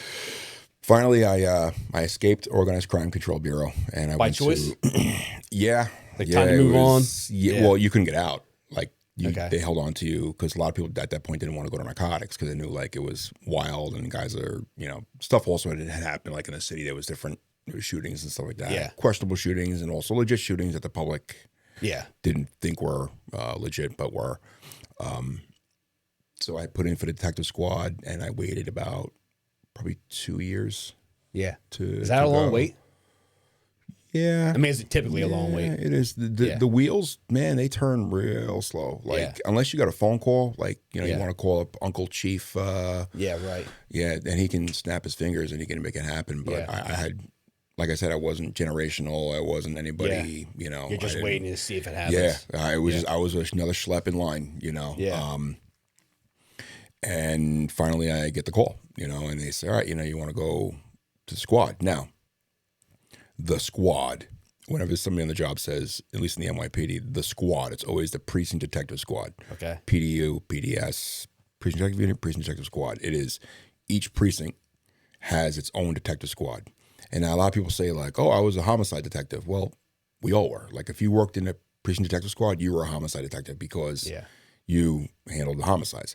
There were each borough had a homicide unit that was more of a, the guys were good. They went from a squad to the homicide squad. Yeah. And they were more of like a lot of help, a lot of squad. Yeah. A lot of support, like phone work, anything you needed. Yeah. Subpoenas they would do and they would help you with. But the rest, like you were the lead, the investigator in the numbered, it's called a numbered squad. So I was in the 112. So I was the 112 squad. That was a great unit too. So that was suit and tie every day. Yeah. That was a bit of a change. It went from going to work homeless every day, looking like, you should put like a shopping cart around, to you're in a suit and tie. What's it like getting in that unit? Is there like traditions getting in there? Yeah, so it's... Because that's when you got like your gold shield, right? Well, I got my gold shield in 2007. Okay. So once you're in an investigative unit, narcotics investigative, after 18 months, you get your gold shield. Okay. And that's like a coveted thing there. It right? is. Yeah. It is. And we'll get to what happened to me. And that really, but it's coveted. Like once it's given to you at one police plaza, it's very, like it's a merit promotion. They say, all right, you're good enough to have the shield. There's thousands of men and women have come before you. Don't ever disrespect the shield. This is the most noticeable shield and recognizable shield in the world. Yeah. Don't disrespect it. And you're like, yes, sir. And you get a shield number assigned to you. So when I got that shield, it was like, it was crazy. It was just like an event in my life that I'll never forget. You walk across the stage, you salute, you're it. Like it sounds, you're cocky. Like I'll be honest, like you're cocky, you're just like, you made it. Yeah. Like I'm a fucking NYPD. They make movies about me, like I'm an NYPD detective. Yeah. They make TV shows about me. They make movies about me. Yeah. And we go into a different union. Now you're in the DEA, the Detectives Endowment Association. So it's a different union. It's a whole nother union. Whole union. God damn. About 6,000 guys. Yeah. Like I'm still in the union. Yeah. Like you retire, but you're still in the union. You pay dues. Yeah. It's a fraction, but you still get eye, dental, all that. Okay. Yeah. Oh, yeah, you've covered. And what's cool is that like you're accepted now. Like you're what's called a white shield. When you're in an investigative unit and you're you're still a police officer, you're a white shield. Like you're just a piss. Like you're just literally. Yeah. Like let's say and they were joking, but they weren't. Like let's say you're in a room and you walk over and there's two guys talking, who you're like friends with, and you'd walk over and jokingly, but not, they would be like, oh, the detectives are talking. You can just go sit outside. Damn. Yeah. Like, and it's like, all right, like, cool. And there would be rules, no white shields. Like a big case came up, no white shields. This is just detectives only, no white shields. You got to earn it, know, and it was 18 months. You had prove your existence meetings in narcotics. We had an inspector. He was a commanding officer of my narcotics unit. We had prove your existence. And every month you would go up to his office. And it was, why shouldn't I kick you out back to patrol to answer the radio? Go. And you'd be like, prove your existence, and you'd have to go up there. And they sent us, they would, RTC, return to command. If you're new, do they like prep you for that? Like, hey, you're going to get caught up there. Yeah. Like, so you better have a goddamn answer. Yeah. Like you go up into the inspector. Yeah. You better have a goddamn answer. And if you don't, you better pull something out of your ass real fast because you'll smell bullshit and they'll kick you out. And they did. They would RTC. They would say, they would call the precinct that you came from and say, come pick up your broken toys. Oh, shit. Yep. And you'd be like, okay, and you pick all your shit up, you go back to your precinct and you'd be in the radio car, Damn. Not there's anything like there's nothing more noble than answering the radio. Like there's nothing. Yeah. It's a backbone. It is. It's the backbone of the police department. But it's like you worked hard, and you got the shield, and so you get into the union and you have like a quick sort of union meeting of all the new promotees. And so it was pretty cool. Like I loved it. Like our crest was, the shield, and it said, Detectives Endowment Association, and along the crest it says, representing the greatest detectives in the world. And you were like, yeah, it's about right, and like I even had I have my shield tattooed, on my arm. That's sick, here, dude. And the artist, this guy in Middletown, he was like, at Infamous Tattoo, he's like, you want like the NYPD? I was like, no, I don't want the NYPD crest. Yeah, I want my shield. Yeah, that's what it means to me. Like that, the department's great. That's a whole nother animal. Yeah, I miss this. I miss the clowns, not the circus. Yeah, so it's like I miss my guys. I miss my I get shield. it, dude. Because like with me, it's like people ask me about work. Like I don't miss my agency at all. I really don't. But I miss the group of guys that I was with when I was with the task force. Like I missed the task force. Because it was another animal, dude. It was a whole different fucking animal. Yeah, I bet. That's what I miss. Get those. Not that I don't miss the guys from the PD. Get those Fed credentials. Oh, yeah, boy. dude. I mean, it's just a whole different. It was a whole different job. You know what I mean? It really is. That meant something. And it's like a job that a lot of other guys wanted and could never get. Yeah. You know what I mean? I was just fortunate enough to get it. Yeah. So I understand what you're saying. Yeah. Yeah, and it's true. And a lot of guys went on to unit called OSID, which is Organized Crime Investigation Division, and you went, and it was a task force. So you were with. Or DETF, drug enforcement. So you were attached to the DEA. So you got your Fed credentials, a Fed car. You had NYPD shield and a DEA shield. You know, like it was crazy. You know. Yeah. You know, we had regional. You know, up in New York, and those guys had, you know, marshals credentials. You know, with it's awesome. You get to carry a gun on a plane, son of a bitch. I did. You know, like I'm like awesome. You lucky. I did. You go to Florida with, you know, did you boof it or cheek the gun? Which I totally cheeked, dude. Cheek. Okay.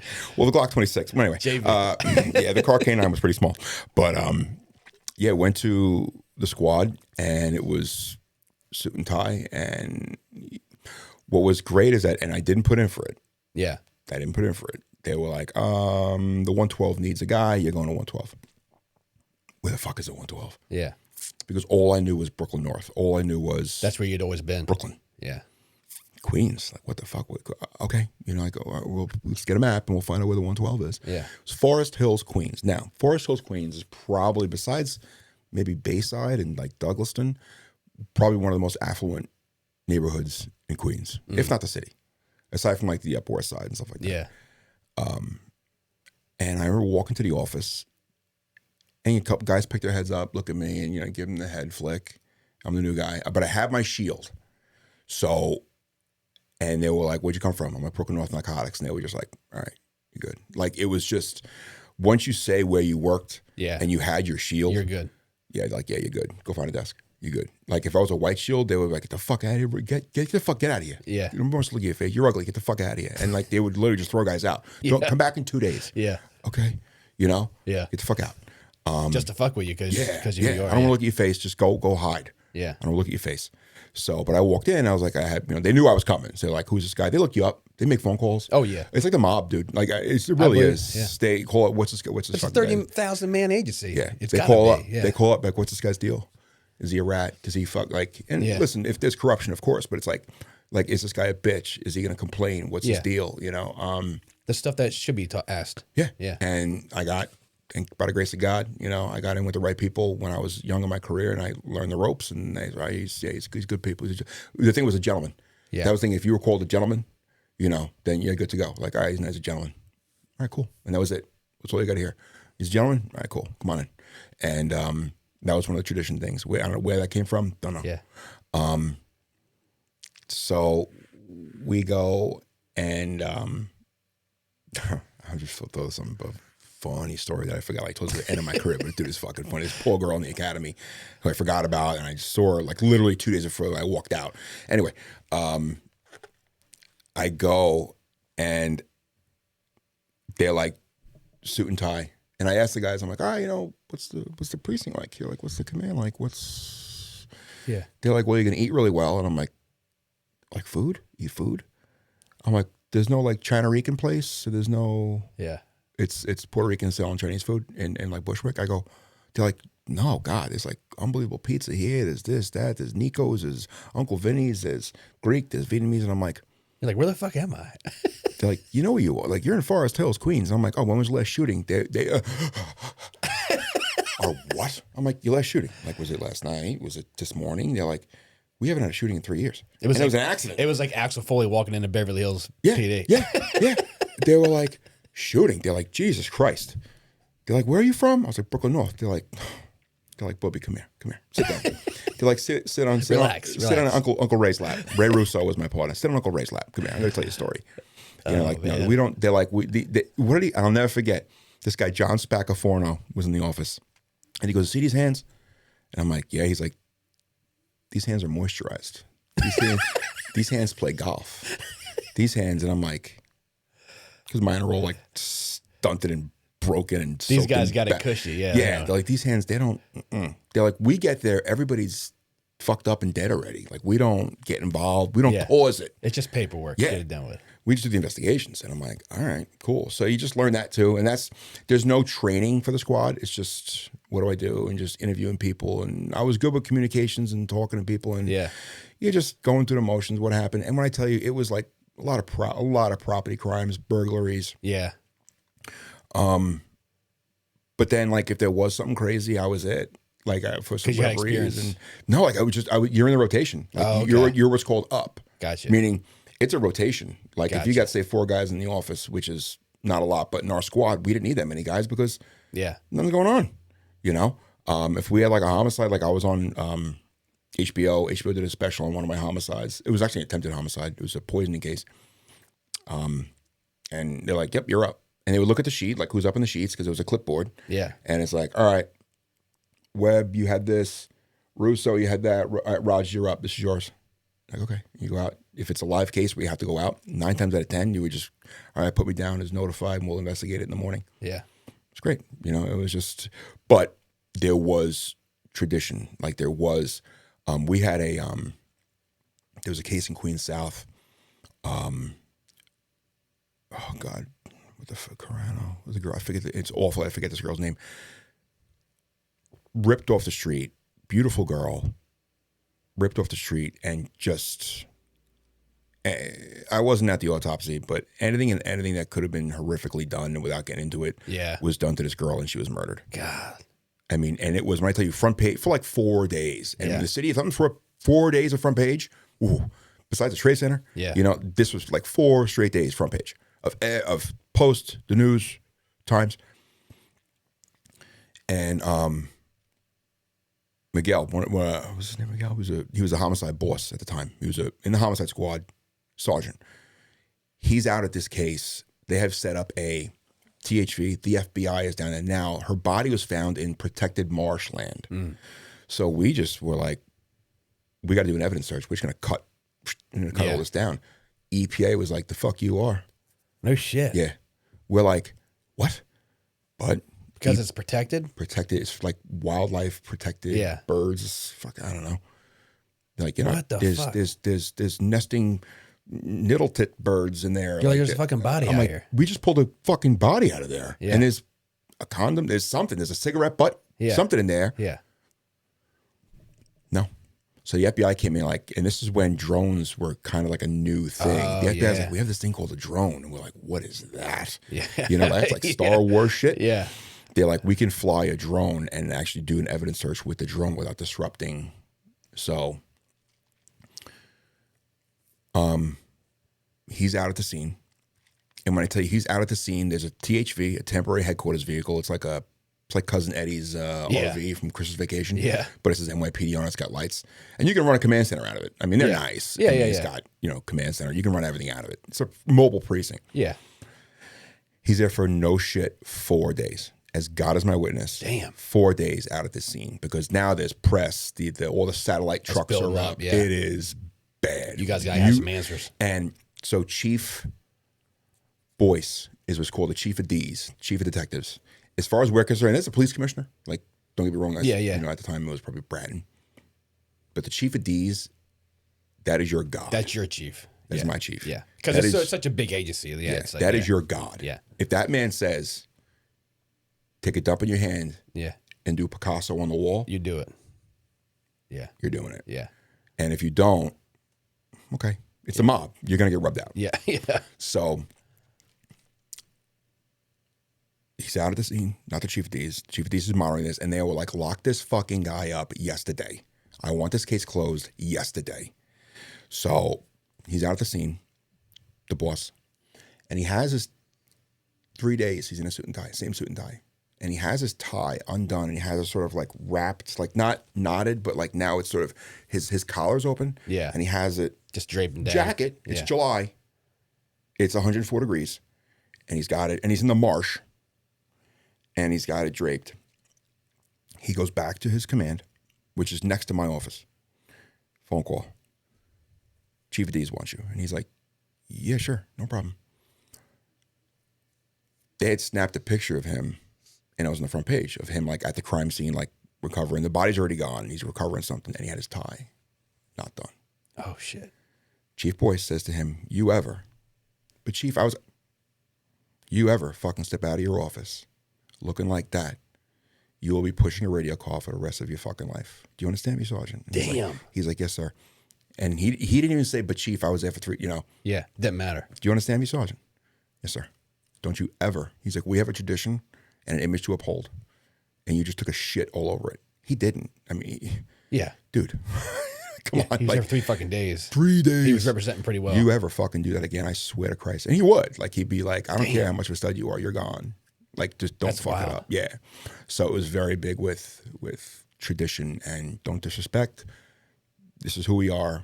Start acting like it. You know, like, and that was like, if your cases would look like shit. Yeah. And I didn't have a lot of cases, but there was guys who had, you know, Stacks 14, 15 stacks and homicides, murders. And it was like, what are you doing with this case? Well, I haven't got, because I had this kid that was killed. I want, well, fuck, what's wrong with that case? And it was literally what you're only as good, like the mob says, you're only as good as your last envelope. Yeah. This was, you're only as good as your last case. Yeah. Like, oh yeah, okay, you locked up the guy who strangled a 4-year-old to death. Yeah. That's Now great. what? But what's up with this fucking case? Yeah. Like, oh, okay. Thanks for that. And yeah, let's go. Yeah. Let's go. Keep moving. Yeah, keep moving. Yeah. Like, I got put on before COVID hit. So in the squad, doing my thing, loved it. Again, my wife just, now she's got I have 2 boys, 13 and 10. My little Giovanni just turned 10 on Saturday. Went to Great Wolf Lodge. I don't know if you can you smell the hand, foot, mouth disease I have right now? Or? No, I'll taste it when you're gone. Yeah, it's delicious. It's just, you might want to steam this seat before I go. I left the old snail trail. So I have my boys, and now my wife has especially when I was in narcotics, she's got a newborn. And narcotics, you went to work on Tuesday, you were coming home maybe Friday. Damn. Because you're just hitting doors, and you grab this guy in a rip. Yeah. He flips. Now you got to get a warrant. It just builds and builds and builds. You get it. Like, all right, you're sitting on a house. You know the guy's in there. You're sitting on this house for... Yeah. And they're like, get this guy, get this guy, get this guy. You just got to wait for this guy to come out. But anyway, you know, you're sitting on a house waiting for a warrant, and this pops up. So, yeah. But just an absolute, like, and I say, man, there's a special place in heaven for our wives, man. There really is. Like, I'm sure there are support groups. There's got to be. Yeah. I hope to Christ there are. Yeah. You know, but it's a special place for this chick, man, because she's gorgeous. I mean, people say like, oh, you out-punted your coverage. I'm not a football guy. Yeah. So I don't know what that meant. Apparently it does not mean anything good for me. It doesn't. Apparently I'm not easy on the eyes. But you'll touch me up in post-production. I appreciate it. We'll take care of it. I appreciate that. Make my head smaller. Yeah. So she just was through it. Like, and just narcotic. Hey, listen, babe, you know, we let a round go. We did this. And she was a pisser because even in narcotics, like Jesus, I'm going to tell you, like, you hit a door. What's more likely behind the door? A fucking 80-pound pit bull. Yeah. So I love dogs. Yeah. I love dogs, dude. I'm sitting on a Cane Corso puppy right now that I'm going to Salisbury to pick up in June. He's gnawing on your partner's arm. Yeah. Thankfully, I never had a chance. I never had the you know, the reason to. And I would call Danielle, my wife, and like when we would get into a shooting, or you know, this guy would let a round go, or like that, I'd be like, oh, all right, no problem. You know, like, yeah, I'm gonna be home whenever, babe. You know, I'm sorry, you got the kid. You know, the boys are screaming. You know, I call and say, all right, I'm gonna be 4 hours late. You know, we shot a dog. What? Yeah. And I'm like, well, Mac's okay. We're okay. She's like, why'd you shoot the dog? I'm like, you know what? I know, man. Motherfuckers go crazy over some dogs. And I'm like, it's just fun. Like, it's just funny. Like, she's just like, she'll net, like, you know, if we shot a person, because the dog's like, gonna eat you. Yeah. Like, if we shot a person, she'd be like, okay, you know, like, we got into like, dog. All right, but we shoot a dog. I had to lie to her and be like, yeah, we shot a dude. All right, cool. Made a casserole, you know. That's wild, but dude. Shot a dog. Oh my God, I just knew to lie. People go crazy over the dog. Yeah, I just knew to lie. You know, and we didn't do it often, but it was just. It happens. It happened. Like, you know, this thing is gnawing on your partner's arm, and it's just like, you know, like, it's unfortunate. They ain't coming off. No, they're not coming off. You know, so around 2018, we have what's called dole tests, drug tests. Yeah. Random or for cause. You know, the guy's a fucking psycho, so they're going to test him for drugs. So, excuse me, I go for my random. And you do what's called a menu, which is you list all the medication that you take, everything you've eaten in the past 24 hours, anything and everything. So, like, if you had a poppy seed bagel, you got to put it down because I think that'll pop for a heroin or for an opiate. Yeah.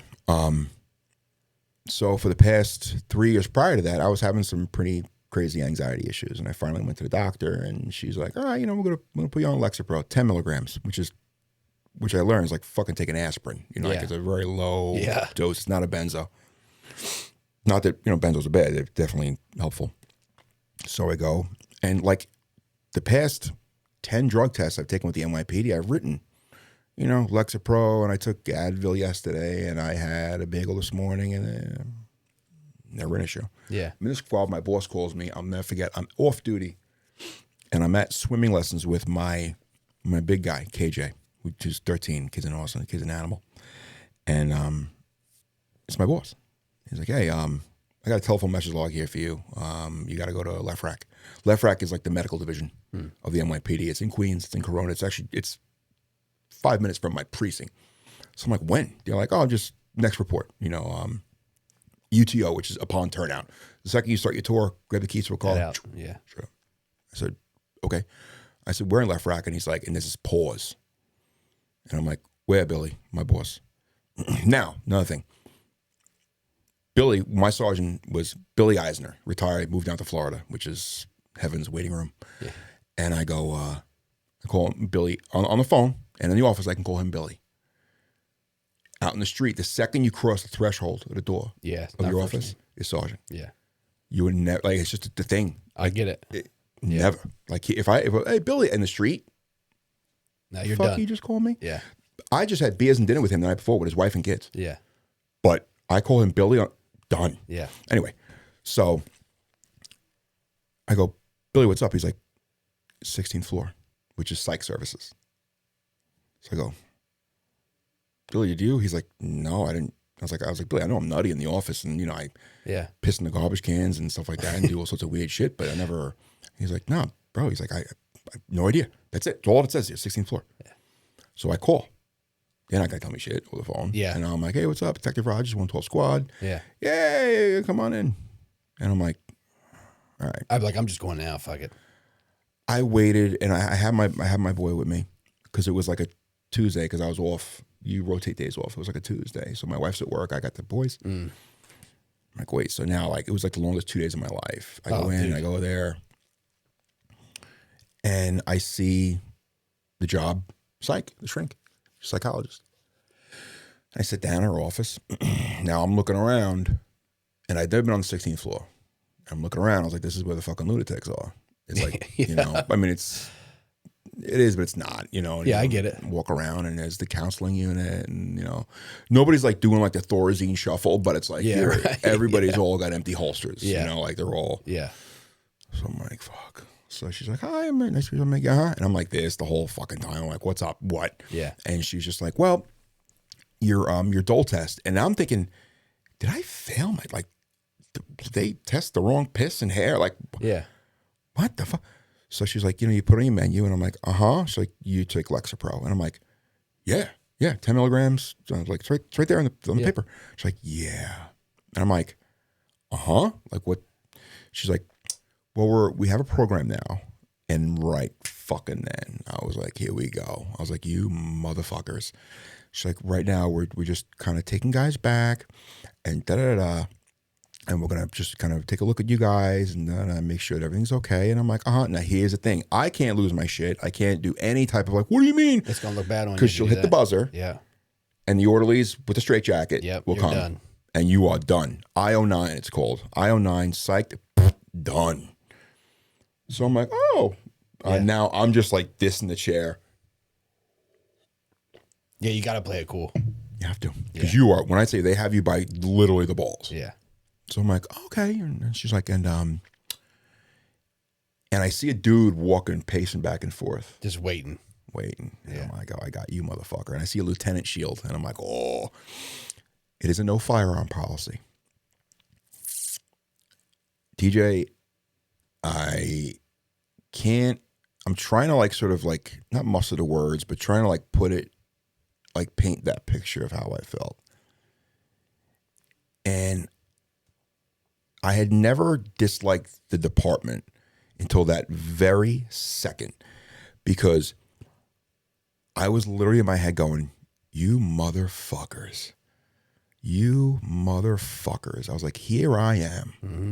I was like, I know 5 guys, 5 who I worked with personally in a radio car. Not like, oh, I know this guy who fucking, who cleaned his house. No, who ate their gun.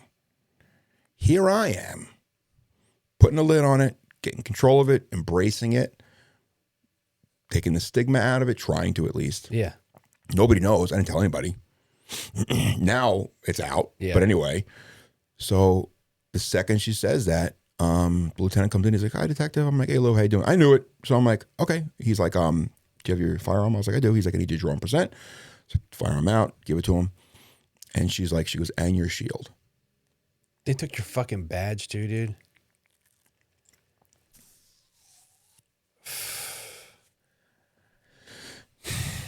And I don't want to sound like a bitch. And I get upset. Because that was everything. Like the gun, okay, like, all right. Yeah. Like it's a gun. I got plenty at home. Yeah. You know, like. But the shield is an emblem. You took my fucking shield. Like you took everything that I worked so hard for. Like you didn't earn it. Yeah. You just took it from me like it was just nothing. And I was just like, I was furious. I get back. First thing I call is my wife. And when I tell you, I am sobbing, I'll be the first to admit, I was sobbing like a fucking baby in front of Left Rack City on Junction Boulevard in Jackson Heights, Queens. Sobbing, people walking by, sobbing like a baby. Empty holster, no gun, no shield. I go back to my command. I go back to the precinct. I walk up. I go, "Billy, this," and he's like, "I just got off the phone with Psych Services." He's like, "They took your gun," because they call immediately. Yeah. Like, this guy, no gun, no shield. Yeah. He's like, "You're limited or restricted."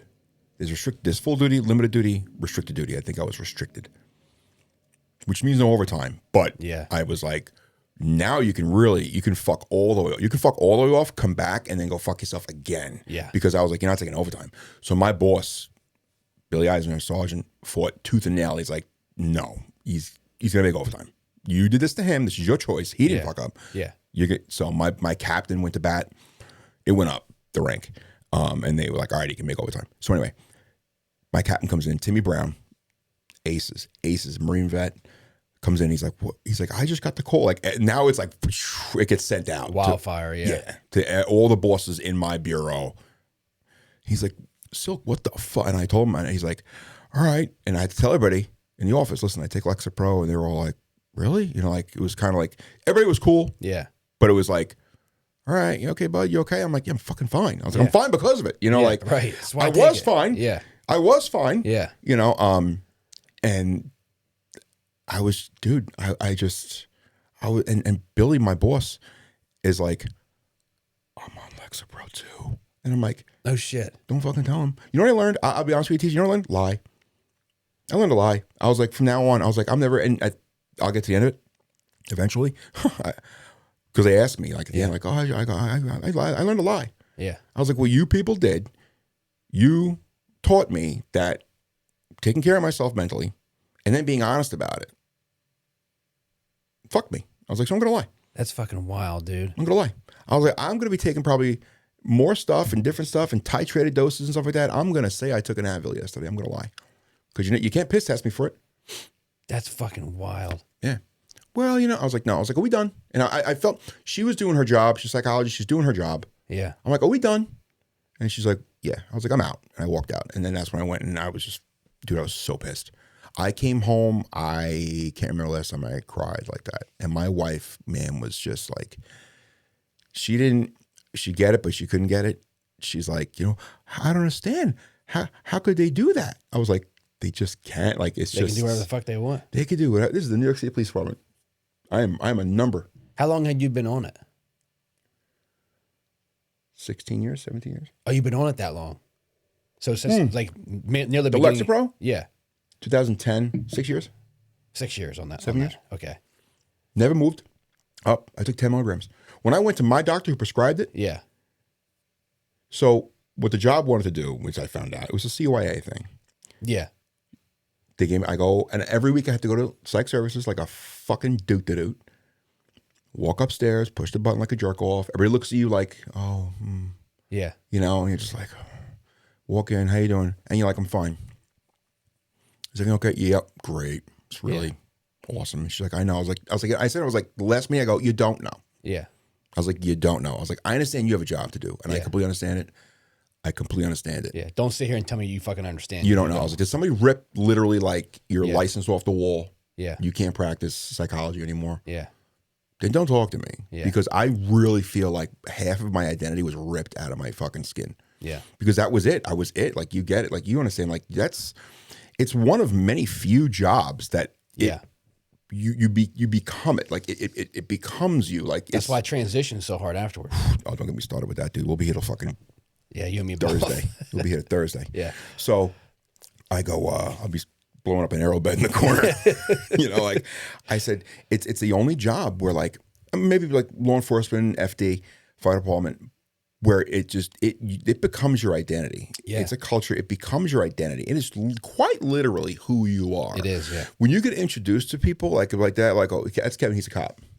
Everyone does it. When you're a cop and you have non-cop friends, they're like, this is TJ. He's my cop friend, basically. Yeah. You know what I mean? Yeah, you go to a party, don't drink. You're a cop? Da, da, da, da. Yeah. Yeah, can you get me out of it? No, I can't get out of it. Yeah.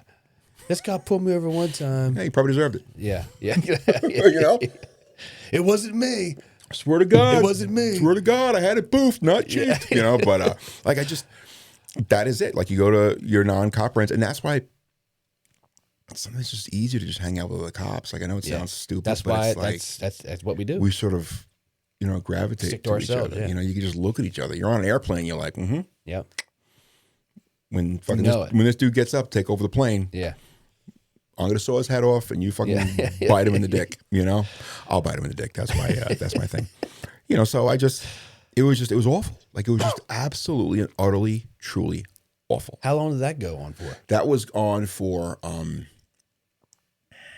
about 6 months, 7 months. It was a while. They kept your gun and badge for 6 fucking months? And they fucked up my guns. I had the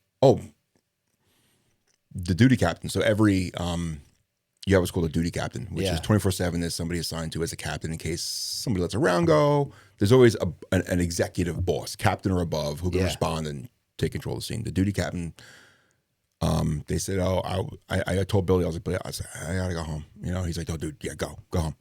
So he goes, you're probably gonna meet the duty captain at your house.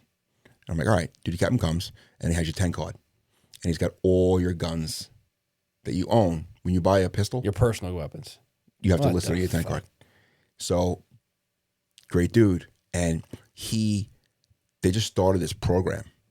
So he's like, just beat this captain. I go, what's up, Cap? He's like, Rodgers? I was like, yes, sir. He's like, I'm not coming in your house. He's like, you're like the 5th guy I'm doing this to.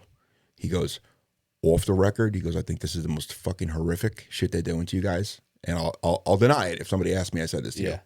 He's like, now, I had guns. Now, in New York State, you can buy the pistol. Yeah. And it's your job, your responsibility to report it to the NYPD, put it on your 10 card. He takes out my 10 card, and he's like, this is all I need. These are the only guns. I'm not going in your house.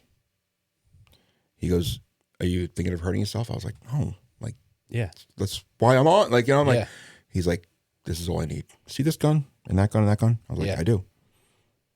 And I'm like, what about the other 14? You know, he's like, this is all I need. Just bring them down. Okay. So I went upstairs, went into my safe, got them all. Had like an AR-15. Let me ask you a question. And you don't have to answer this if you don't want to. Before you got on the Lexapro, had you thought about hurting yourself? No. Or were you kind of like just in a spot where you're like, I need something to get me? No, it was more anxiety. Anxiety, okay. Anxiety. Yeah. Anxiety. But we'll get more to that. Okay. I don't know how much tape you got, but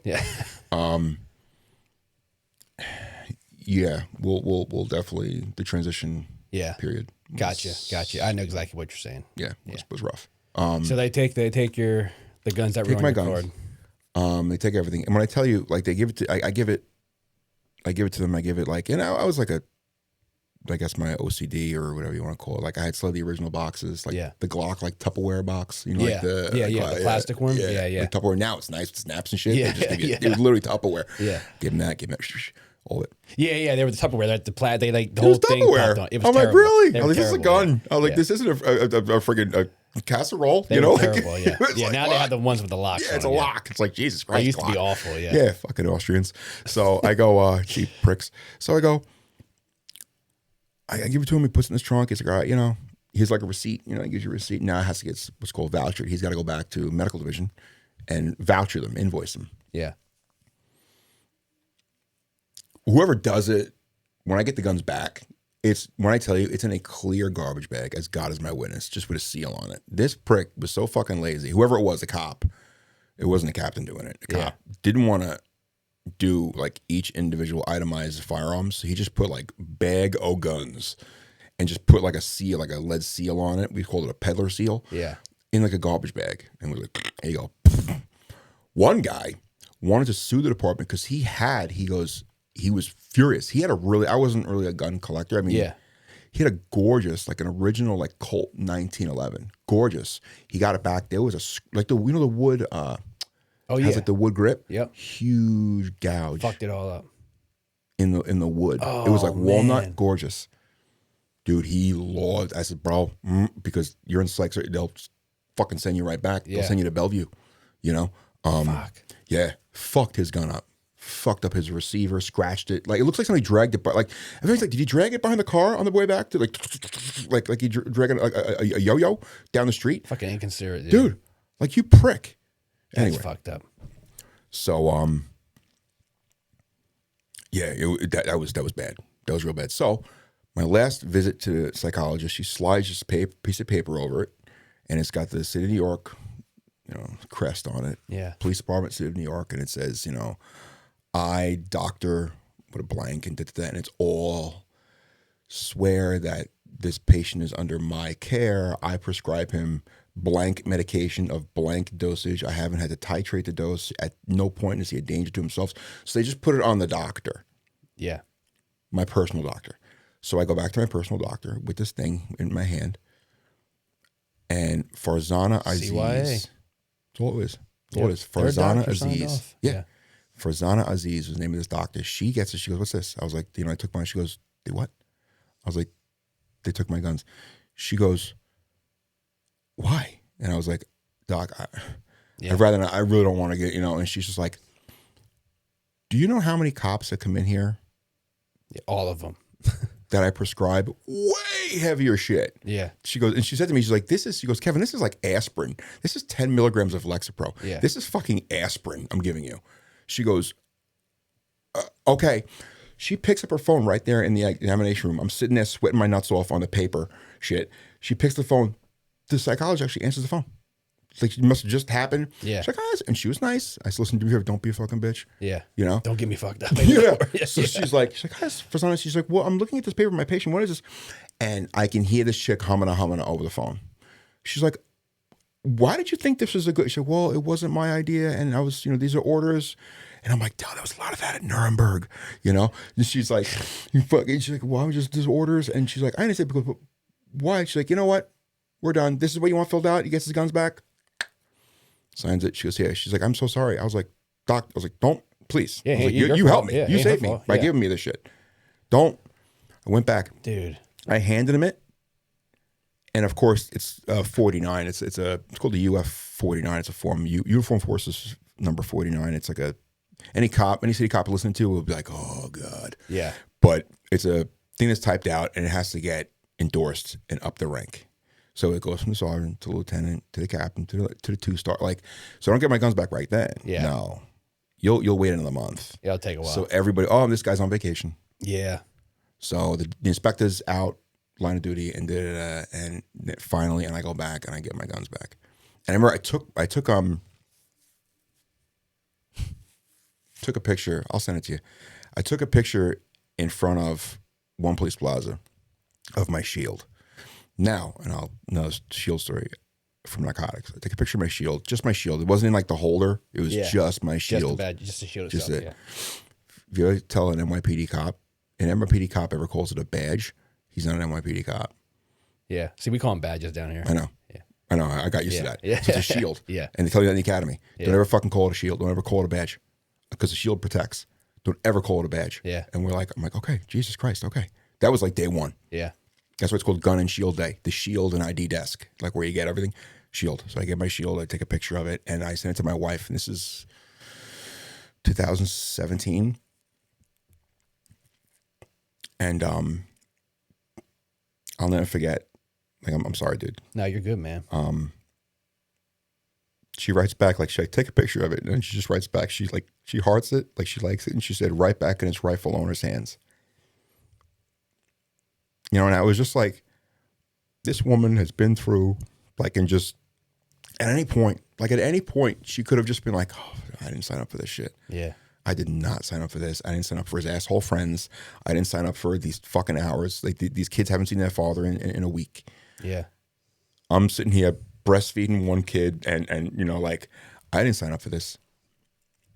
But at no point did she give me any pushback. She never rolled her eyes. She was like, no, this is who I signed up for. Yeah. You know, and I married her. She was like, I was a cop. I met her, I was a cop. You know, and we got married, I was a cop. So she knew. She also loved the fact that no matter what, if she needed something, my guys were out the door. If one of us got shot, if one of us got hurt, we didn't want the chaplain going out to the house. I'm going to knock on Colleen's door. I'm going to knock on Kelly's door. Yeah. You know, the chaplain's not knocking on your door or calling you. I got it. So, yeah, I got my shield back. Now, with my shield, again, I'll send you a picture. I'm in narcotics. We're going back. We're done processing arrests. And I'm with my boss, Rob Maloney, who's a fucking psycho. He moved to Florida too. But just Marine Corps, just a wiry little son of a bitch. Just awesome. Yeah. Just like all gas. Like, you know, I say this guy's all balls, no dick. So we're done. We're done for the night. Yeah. We're done processing the arrests at the precinct. Prison van has taken the prisoners to central booking. We are literally going back to the barn. So the narcotics office, the city gave us a condemned bank. It was condemned for people to stay in and hang out in, but we're good. Yeah. So you can hang out in it. If it collapses, fuck, whatever. Yeah. So it's a condemned bank. So that was called the barn. All right, 10-2 to barn. You know, like meaning 10-2 is you go back to your command. The barn is narcotics on Glenmore Avenue, 245 Glenmore Avenue in Brooklyn. So we're driving back, and we are literally, I tell you, we're just driving back. So I look over to my left. I'm on Ralph Avenue, just south of the Kingsborough projects in the 7-7 in Crown Heights. And I see this kid, and Rob is looking at him, and we're no vest, guns obviously, but the vests are off. We're going back. We're done. Yeah, we're just gonna chill. And he looks over and he does like the fisheye. He kind of peeps us like that. We're in an unmarked car, an Impala. Sorry, we're in a Toyota Camry. And I go, I don't even say anything to him. I don't even say anything. Rob, the boss, Maloney goes, grab him. So I make the left. As soon as I make the left, he knows who we are. Yeah. We're two white dudes in the projects. Yeah. Yeah. We have no light, no siren. It's a rental car. So I pull over. What's up, man? Police. Off to the races. So I have a really bad habit. If I'm driving, I jump out of the car to do foot pursuit. I don't put it in park. It ain't going to park. Never. That car is going down Ralph Avenue, ghost. Just somebody better stop. Something will stop it. It'll eventually stop. So I run around, chase this kid. Now, for a guy who's a little tubby in the tits, I can move. Yeah. So I'm chasing this kid down Ralph Avenue. He goes over Brooklyn Avenue, I forget. He goes over and gets hit by a car. Not bad. Like it's not like he just got boop bumps. He does like a sweet spin around move, like he spins off the car, but the gun goes flying out of his waist.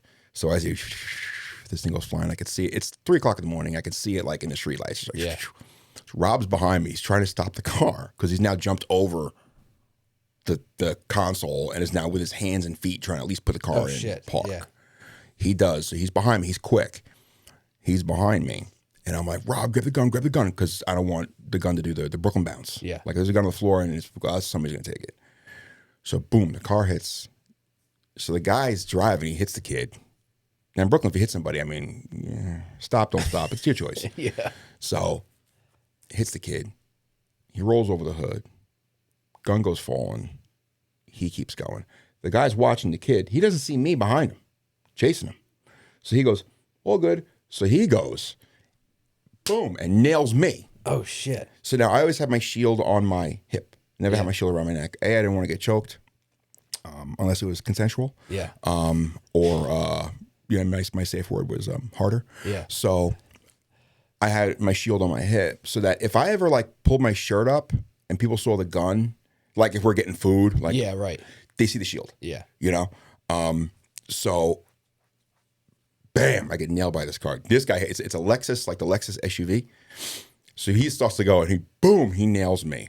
I go skipping down Ralph Avenue. All right, like on my belly, on my stomach. But I'm like, all right, I got a little bit of road rash, but not bad. Like, it's not bad. So I pick up. Rob now jumps over me, scoops the gun up like he's fucking Joe Theismann, and goes and he grabs this kid, tackles him. I pick myself up. I'm like, oh. So we get the kid. Now we got to go back to the precinct, process this new arrest. He's a juvie. It's a pain in the dick. Anyway, he goes to me. He's like, Silk, what's up with your fucking shield? And sure as shit, when the car hit me, it just like smushed my shield in. Now the shield is gold, but it's got blue, curved a little bit. Yeah, it's blue with. It's a cool picture. It's blue with like a gold. It's gold with a blue enamel inside of it to like make it pop. It's all fucked up. It's all scratched to shit and beat up now. And I'm like, this is fucking awesome. So I can't hook it to anything, and I can't hook it to my uniform if I have to do a uniform detail because the lugs on the back that hold it are busted. Yeah. So a couple days later, I go to the Shield and ID desk, and I go, "Hey, what's up?" I was like, "I just need you to, could you fix the lugs for me?" And the kid behind the thing is like, "Oh no, dude, I gotta give you a new shield. I'm same numbers, just like I gotta put new numbers on it. I have to give you a new shield." He goes, "Give me 5 minutes." I was like, "No." He's like, "No, I gotta get." He's like, "I gotta throw this out. Like I can't even like re-dip this and give this back to you." He goes, "I gotta throw this out. Like I just give you a new shield." I was like, "No, you're not."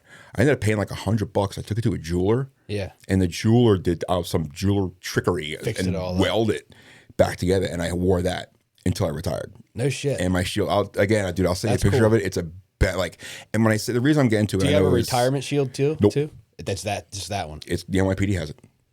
When you retire in the NYPD, they don't give you a retirement. No. Nothing. I have an ID card that says retired across my. They don't give you a shield to leave with. Mm-mm. They literally take it at the Shield and ID desk. You go to the Shield and ID desk before, like, they give you like a little punch list. That fucking sucks. Oh, dude. I knew that was coming. I knew that was happening. They literally take your shield. Some kid with 3 years on the job. All right, Shield, ID. They take a new picture. They print out a new ID card that says retired on the bottom. So the same ID card, but just says retired on the bottom. They literally take your shield. They go, all right, cool. No 7594.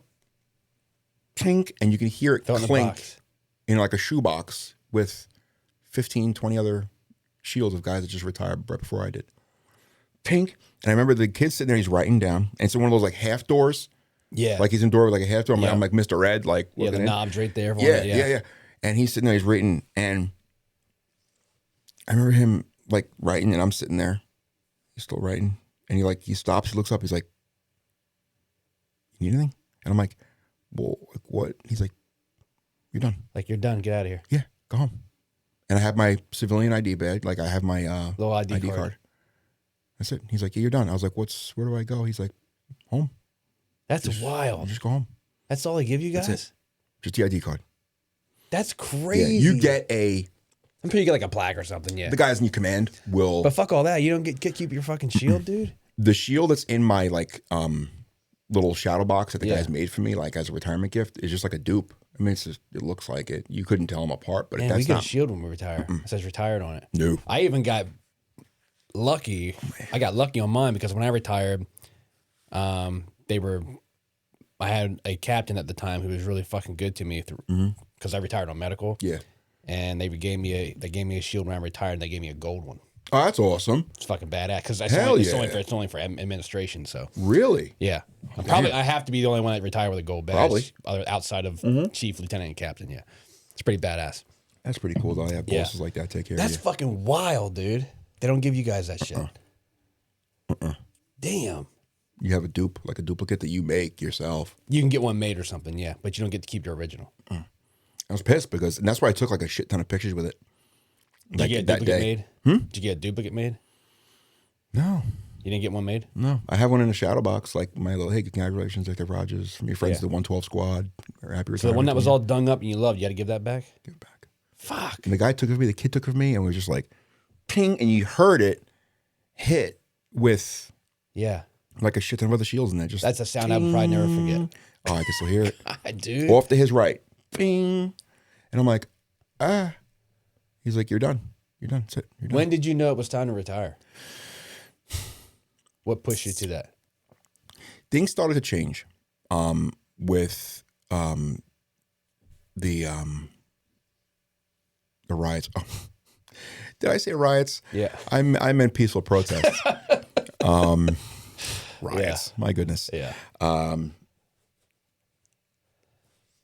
don't know. Like I just felt like it was time to go when that started to happen. Times were changing. Yeah. The writing was on the wall. City council really took our. That was 2020, right? Yeah. Yeah. But if you would have told me in 2019, 2018, you're going to retire at 20, right there, I would have stopped you and laughed in your face. Yeah. Laughed in your fucking face. I would be like, I believe this. My blood is blue. Like, you no wanted to stay way. as long as you could. Yeah. Oh, I'm going to die here. Yeah. You know?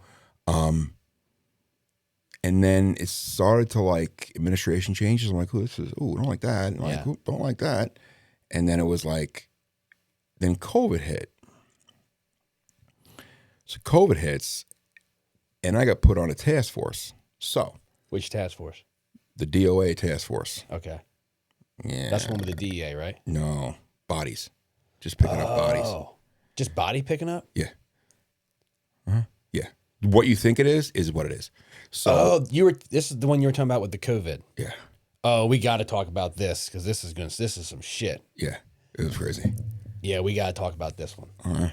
Okay, I'm here for it. I'm here for it. Okay. I'm here for it. And then there always going to be the mental health shit because that was like, I think your brain is set up to like shut out a lot of stuff. Yeah. And not like replay so this is, it. So people listening, this is going to tie into all the COVID numbers that were thrown in our faces about COVID deaths and da-da-da-da-da.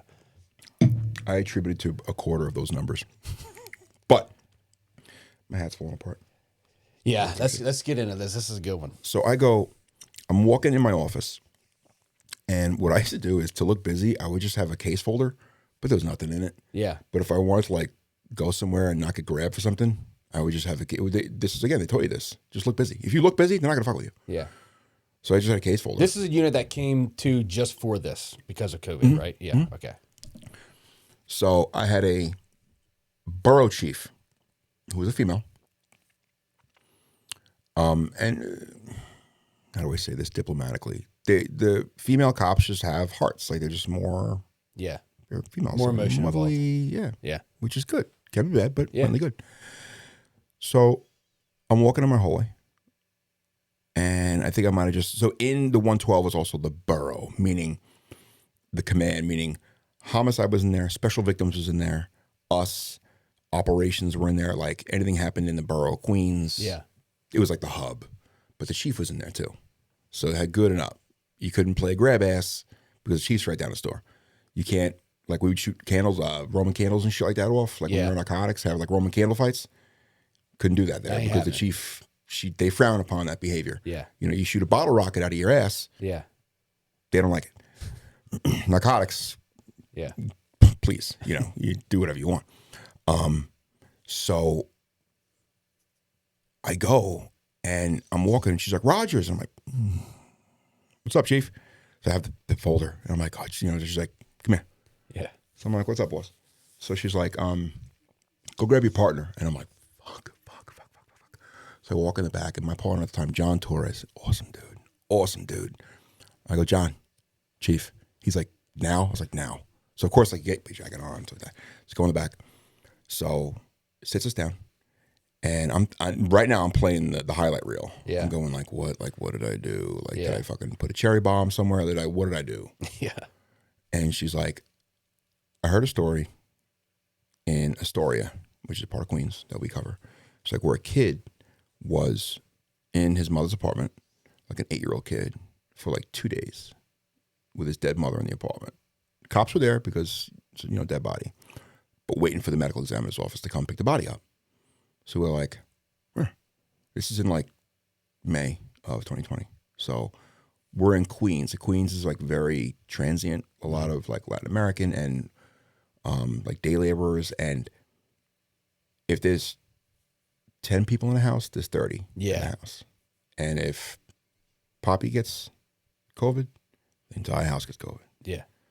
And this is when it was like, it was really bad. Yeah. Like right now, it's like a cold, for the most part. So she's like, I'm forming a task force. And right then I was like, ooh, okay. Because task force usually means... Task force sounds cool. Yeah. Yeah. I'm like, all right, I'll do a task force. What do we got? Yeah. She's like, what I want you guys to do, she goes, you're going to go on 12-hour tours. No overtime cap. So do whatever you want. Yeah. Feds are paying the bill. I'm like, love it. Keep talking. So she's like, what you're going to do is this. You're going to clear your queue. So all your cases that are in your queue, like that you're working on, clear them out. Clear them. And I'm like, love it. Keep going. So she's like, in the entire borough, not Queens is split up into Queens North and Queens South. Yeah. The entire borough, if the precinct concerned in the entire borough of Queens calls you and says they might have a COVID-related death, you're to go. Okay. Oh my God, dead fucking body. Cool. He's like, you're going to keep a log. You guys are just going to go. All you're going to do. You're going to sit in your office. If nobody calls, nobody calls. We had bunks and racks and stuff like that. So it was 6P to 6A. Again, my wife, sure. Middle of a fucking pandemic with 2 kids, sure. And she's a New York City teacher. So she's teaching. Oh, God, yeah. Yeah. Try to do the Zoom thing with these little bastards. Oh, yeah, ain't having it. No. So she's doing that. And the boys are home. Yeah. Trying to do Zoom. Yeah. I remember that shit. I think KJ was 2nd grade. Gio was a toddler. Like, yeah. Come on. What are we doing? Yeah. But that's another story. So I go, I say to her, I go, what do you want us to do? Like, just go there. Check out the body. If interview whoever saw them last. If it was like, oh, we heard grandma cough and now grandma's dead, and roll grandma over. If there's no screwdriver in Nana's back. Yeah, there's no foul play. COVID. And I'm like, okay. Just like that. Okay. They said, call the National Guard. They had activated the National Guard. National Guard now, they didn't have, we call them meat wagons. The ME had transport vans. They were refrigerated vans that would literally drive around the city like a fucking Uber. Yep. And just pick up bodies. Natural bodies, homicide bodies, suicide. All of them, So I'm like, okay, all right, we'll do this. I just saw the money. And I was like, okay. So we started it.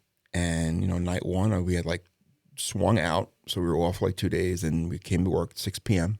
the first day. And just the phone, we had just gotten department issued cell phones. So they had our cell phones. So we could be at the scene of 1. Yeah. Up at the 110. And then the 101 calls, Rockaway, which could be a half-hour drive. Yeah. So you're driving all night. All night. Just not picking up bodies, looking at bodies. You're literally driving around looking at bodies and saying if there's no foul play, it's COVID, call the coroner, pick them up. At that point. That's fucking insane. It was like. No investigation needed. I mean, do your thing. Like they sort of like deputize us with the medical visualize it. They go go in like, there and visually inspect it for no sure. No forced entry. Yeah. Door's not kicked in. Yeah. Nana's lying in bed. But they're not doing autopsies or anything. They're just like, fuck it, COVID, done. No. And there was 2.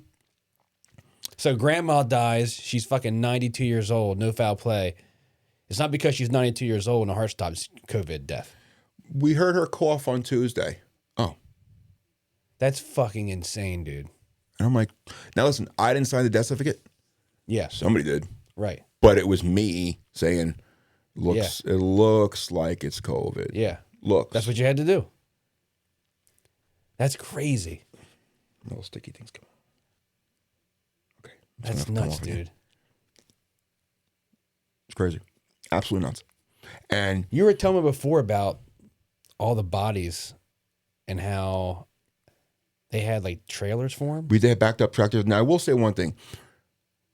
There were people, and listen, I wouldn't say conspiracy theorist, but I was also someone who like looked into shit. Yeah. There were people like COVID's a myth. Does it happened? Like I can tell you, but there were people in New York who are like it's a made up thing. It's the fucking no, it's not made up. No, it's one.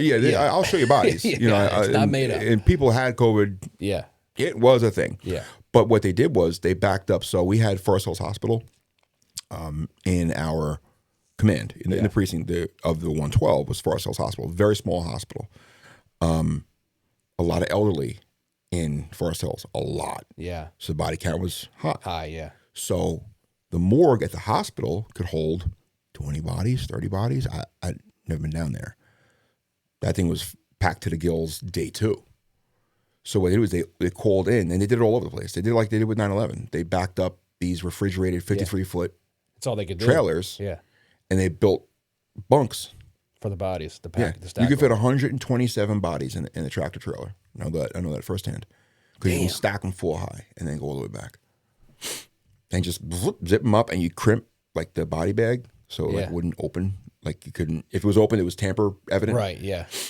And the truck you went. That was it. They got tagged, and that was How long did you have to do that for? That was a few months. That was March. Maybe, no, it wasn't a year. I would say definitely through the summer because I remember it was hot as fuck. Because we had the Tyvek suits with the duct tape. You had to get, so we would, myself and John would alternate. Yeah. Who would interview the last person to see the person and who would go in. Yeah. So it was like, all right, your turn. And what's cool is no suit and tie. So, but you had to wear like khakis and a polo with the shield on it. Like business casual. Yeah. The Irish tuxedo. Irish tuxedo. There you go. That's what we had on.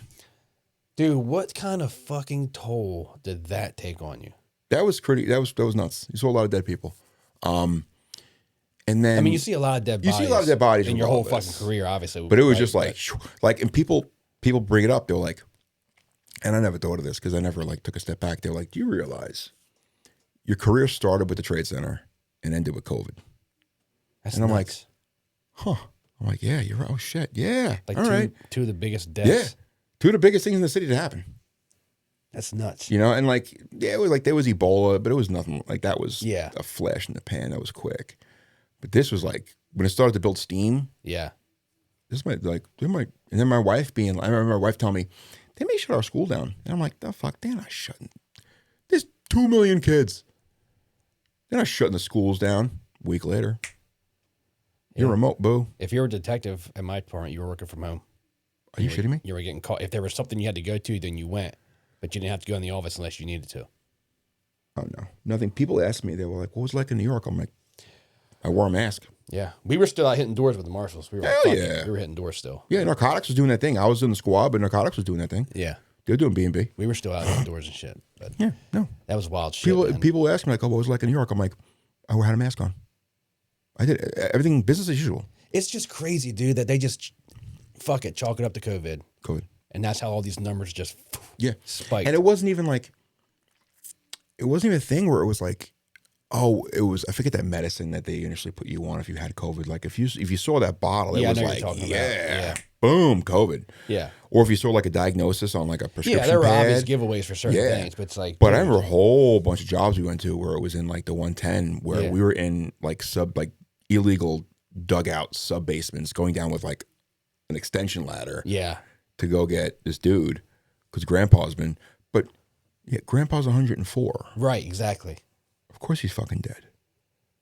That's nuts. We have grandpa just expired. Yeah, right. We all expired at some point. Say what? That's my thing. Like how many of those people time was up. It wasn't COVID. Time was up. I gotta put my hat on backwards. That's fucking insane, dude. Your Velcro's wearing off. It is, isn't it? Is that going to be bad for production? No, you're good. We do whatever the fuck we want on here. You get it more on my face. Yeah, you look younger that way. Yeah, no, I appreciate that very much. It checks in the mail. And I was just, that's what it was. It was just like, COVID. I'm like, okay, I'm all right. I'm not breaking any laws. No, okay, that's COVID. Damn, man. Yeah. So we would just fly back, and there were some where we were like, Yeah. like that door looks kicked in.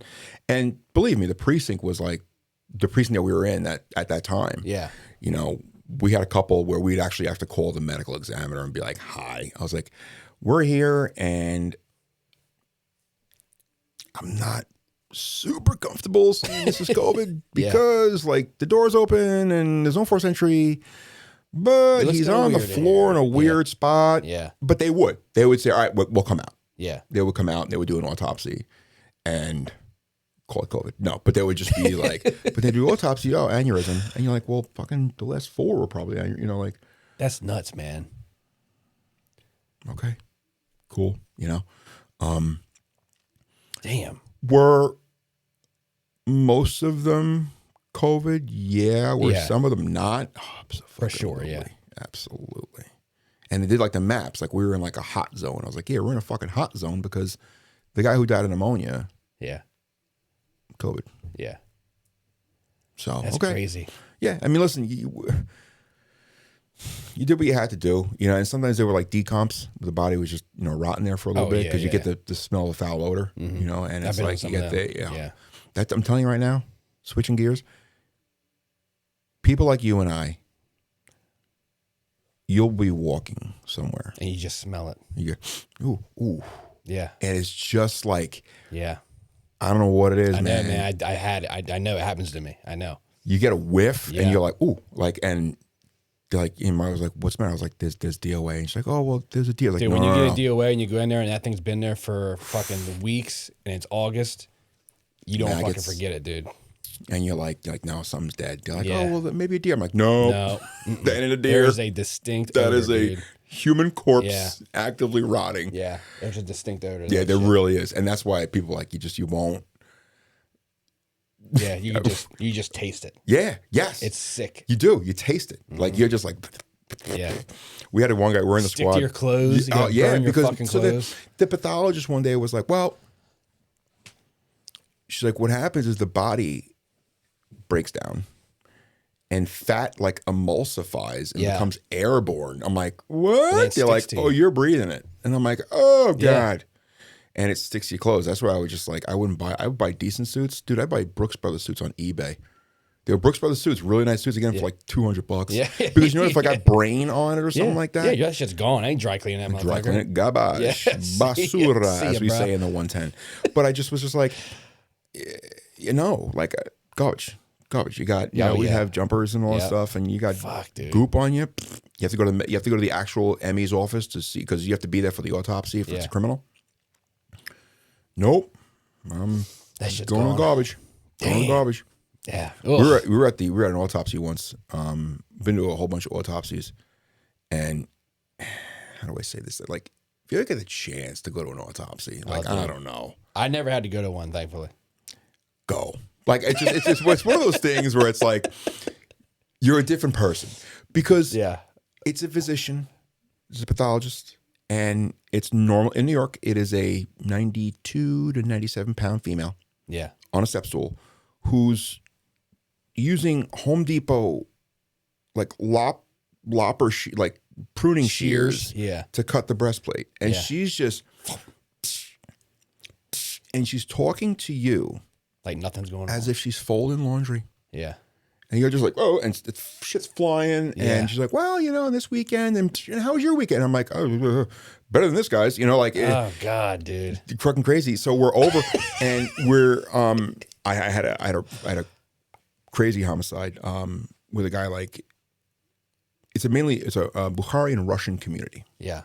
And the kid came out as gay to his mom. Oh shit. And they were shit-faced drunk. And in that community, it is frowned upon. So mom went fucking berserk. He goes after mom with a fork. She goes after him with a fork. He hits her, knocks her out, and long story short, he bludgeons her to death in a body bag because he was going to kill himself. So he bought a body bag on Amazon to suffocate himself. Jesus. Prior to it. But he's like, oh, he's going to kill her. Put her in the body bag. So he like bludgeons her to death. And good thing he had a body bag. You know how we got the body bag results? We did an Amazon subpoena, and I remember talking to legal for Amazon. And we're like, oh, you know, I have a subpoena. They're like, And like, well, describe the case. You know, I'm like, oh, it's this, that. And the guy is like a civilian. And he's like, you know, and I'm like, well, you know, this, that, you know, thing. And he's like, okay, no problem. And I was like, he's like, all right, it'll take about, 15 days for you to get all the subpoena results. I'm like, 15 days? Yeah. And the guy's like, yeah. I'm like, I have Prime. Yeah. I want that shit in too. And he's like, it doesn't work like that. I'm like, I know, douche. It's a fucking joke, It's a dude. fucking joke. You know, like, yeah. And I'm dealing with a homicide. He's all serious. straight and tight in the ass. Cop humor, man. Cop humor. I was like, I'm a fucking Prime member, goddammit. I get it in 2 days or less. So, but anyway, yeah. So he bludgeons his mom, throws her in the lake, and she's in the lake for like 4 days. It's a whole thing. So I went to that autopsy. Body in the lake for Messy. 10. Yeah, I think it was like maybe about 4 or 5 days she's in there. But he also bludgeoned her to death. So her skull was like flat. Yeah. So her brain was gone because it was soup. So it was a whole thing. Oh, God, dude. During that autopsy, I'm standing there for the autopsy. And that was awful. And there's like 5 slabs, 5 tables. Because this is Queens OCME. This is Queens Medical Examiner's Office. They just 24/7 autopsies. Gunshots, car accident, anything. So the girl, like 3 tables down, is like, she goes, holy crap. So, of course, I'm like, yes. I go right to her table. It's like I'm at a goddamn field trip. Yeah. You know, I'm like, what do you got here, Billy? You know, like the big yellow one is the sun, you know, like a fucking science project. Yeah. She goes, check this out. And she's like, and I'm like, what do you got? And she goes, and she's like, it was a dude who got killed in a motorcycle accident. She's like, check it out. And I'm like, what is that? And she's like, it's fallopian tubes and ovaries. And I'm like, what? She's like, we have to call the Department of Health. She's like, it's like a real like hermaphrodite. He has both male and female sex organs. It was a thing. They stopped shit. They called the Department of Health. They came down, the State Department of Health, because apparently it's like fucking unicorn. And yeah, and I was there for it. Jesus, dude. Mm-hmm. I was like, all right, so what do we? They're like, no, this is like a thing. It's very extremely rare, and there's reports we got to do. Were you like, what's that have to do with me? Yeah, and I'm like, was he dead? Like what? They're like, yeah, motorcycle accident. I'm like, all right, well, fucking see ya. Yeah. Oh, so I go back to my girl. They can't ID her. She's from Russia. Oh, dude, it was such a pain in the ass. And we had to get the daughter from Russia and dealing with their state department, or our State Department trying to get her over. Russia wanted to send a sponsor, a spy. Like in Rocky when he's working out. Yeah. In Rocky 4. Yeah. Like that. Like, send her a sponsor, a chaperone. Like, no, we got her. Yeah. Like, they're like, no, yet. Well, that's to make sure she comes back. Yep. That's exactly what it was. I was like, holy shit. That's wild. Yeah, but if you ever get a chance to go to an autopsy. Oh, God, dude. I never had like a school field trip or something like that. Ooh. If your 4th grader comes home and says, Mom, we're going to the medical examiner's office, sign off. Sign him up. Sign him up. God, he's going to love it. He'll come back all fucked up. Thankfully, I never had to do an autopsy. Fuck. Yeah, but you have, so as a detective, you have to also ID the body. Yeah. So, like, if you go to the scene, you have to go to back the following morning for the autopsy and ID the body. Yeah. Like, this is the same body that was on the street. Yeah. Yes, last night. Yeah. But it definitely took a toll. Yeah, I would say. So what was your? Because you mentioned it earlier, like the transition phase. Was that that was a real tough thing for you? Not until now. Now it is. I can relate to you. And I always thought, and I'll be like, I started seeing a therapist. Like I want to tell you, like last week. Okay. 2 weeks ago, maybe. Yeah. Because I'd gotten out. Yeah. And I was like neutral. I was like, all right. Did you roll right into the job you have now? No. That took I was home for a year. Okay. I started. You were off no work for a year. Yeah. Okay. I started an executive protection business that failed horrifically. Yeah. I've done that too. Because different business, but yeah. Like nobody needs that down here. Nobody needs it. Yeah. You know, and that was another thing too. They're like, well, I don't know. It could work down here at the beach because you get a lot of people down here. That's the thing, and I might cast about how you net. Get it out there. That's the problem. Right, and that's the thing, and it's like if it's not Philly, there's not really a lot of it. So I was like, I'll start this business, and thank God I didn't buy like a nice truck to right. Thank God. Yeah. Because I would have been on like Route 1 giving hand skis for it because it would have been bad. I wouldn't have my wife do it. I would have done it. Yeah. I just feel like it was like that was a failure, and because first off, like they're like, if I had a nickel and I swear to God, people were like, where are you moving? I'm like, Delaware. They're like, that's a little state? And I'm like, yeah. Yeah. Like, I was like, that's where you drive through to go to All you Maryland, fuckers are Virginia. moving down here. I'm telling you.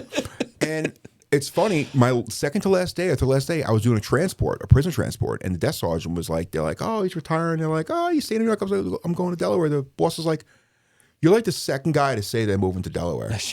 And I'm like, oh, these poor fucks. Oh, that they have no idea. I was like, maybe they'll get some better food, but that's about it. They get a shit ton of asshole drivers and some bad attitudes coming at you. Yeah. So, like, I moved down here and I started the business, and I was doing little shit here and there, but mainly like PI work, which I didn't like. Yeah.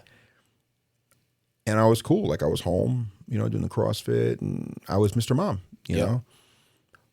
But my wife, again, is like, you need a hobby. Like, I was 42. Yeah. 41, 42. And she's like, you need a hobby. Because she'd come home from work. She's a teacher up at Crystal Run in Apo. She was a teacher of the year last year, too. Dude, I will say, like, again, I don't want to sound like a broken record, but she's just amazing. Like, anything she touches, she's just good at. That's how my wife is too, dude. Like I listened to the episode 1, with you and her, and I was like, it felt like I was listening to my wife. Yeah. I was just like, like everything you touch, you just good at, and like you embrace it. If my wife comes around, just like your wife, I'm sure everything's going to be okay. We're good. Yep. We're good. Like, she's the police. Yes. Of like, oh, thank God you're here. Yeah. Everything's fine. Yeah. And then she shows up. I'm like, all right, everything's gonna be fine. I don't know what the fuck I'm doing. That's exactly how I am. But and that's like one of the things. It's like, she would plan everything, and I was just like, I'd be like, where are we going this weekend? She's like, we're going to Great Wolf Lodge because Giovanni's birthday. I'm like, yes, right, good, thank you, copy. Yeah. So I was just like, I forget. I totally lost track. I was talking about. You need to get a hobby. Because I'd be like a puppy when she came home. Yes. I was just sitting there at the door wagging my tail. Yeah. And she's like, oof. She's like, all right, just give me a second. Yeah. Just dealing with first graders for 8 hours, screaming and yelling.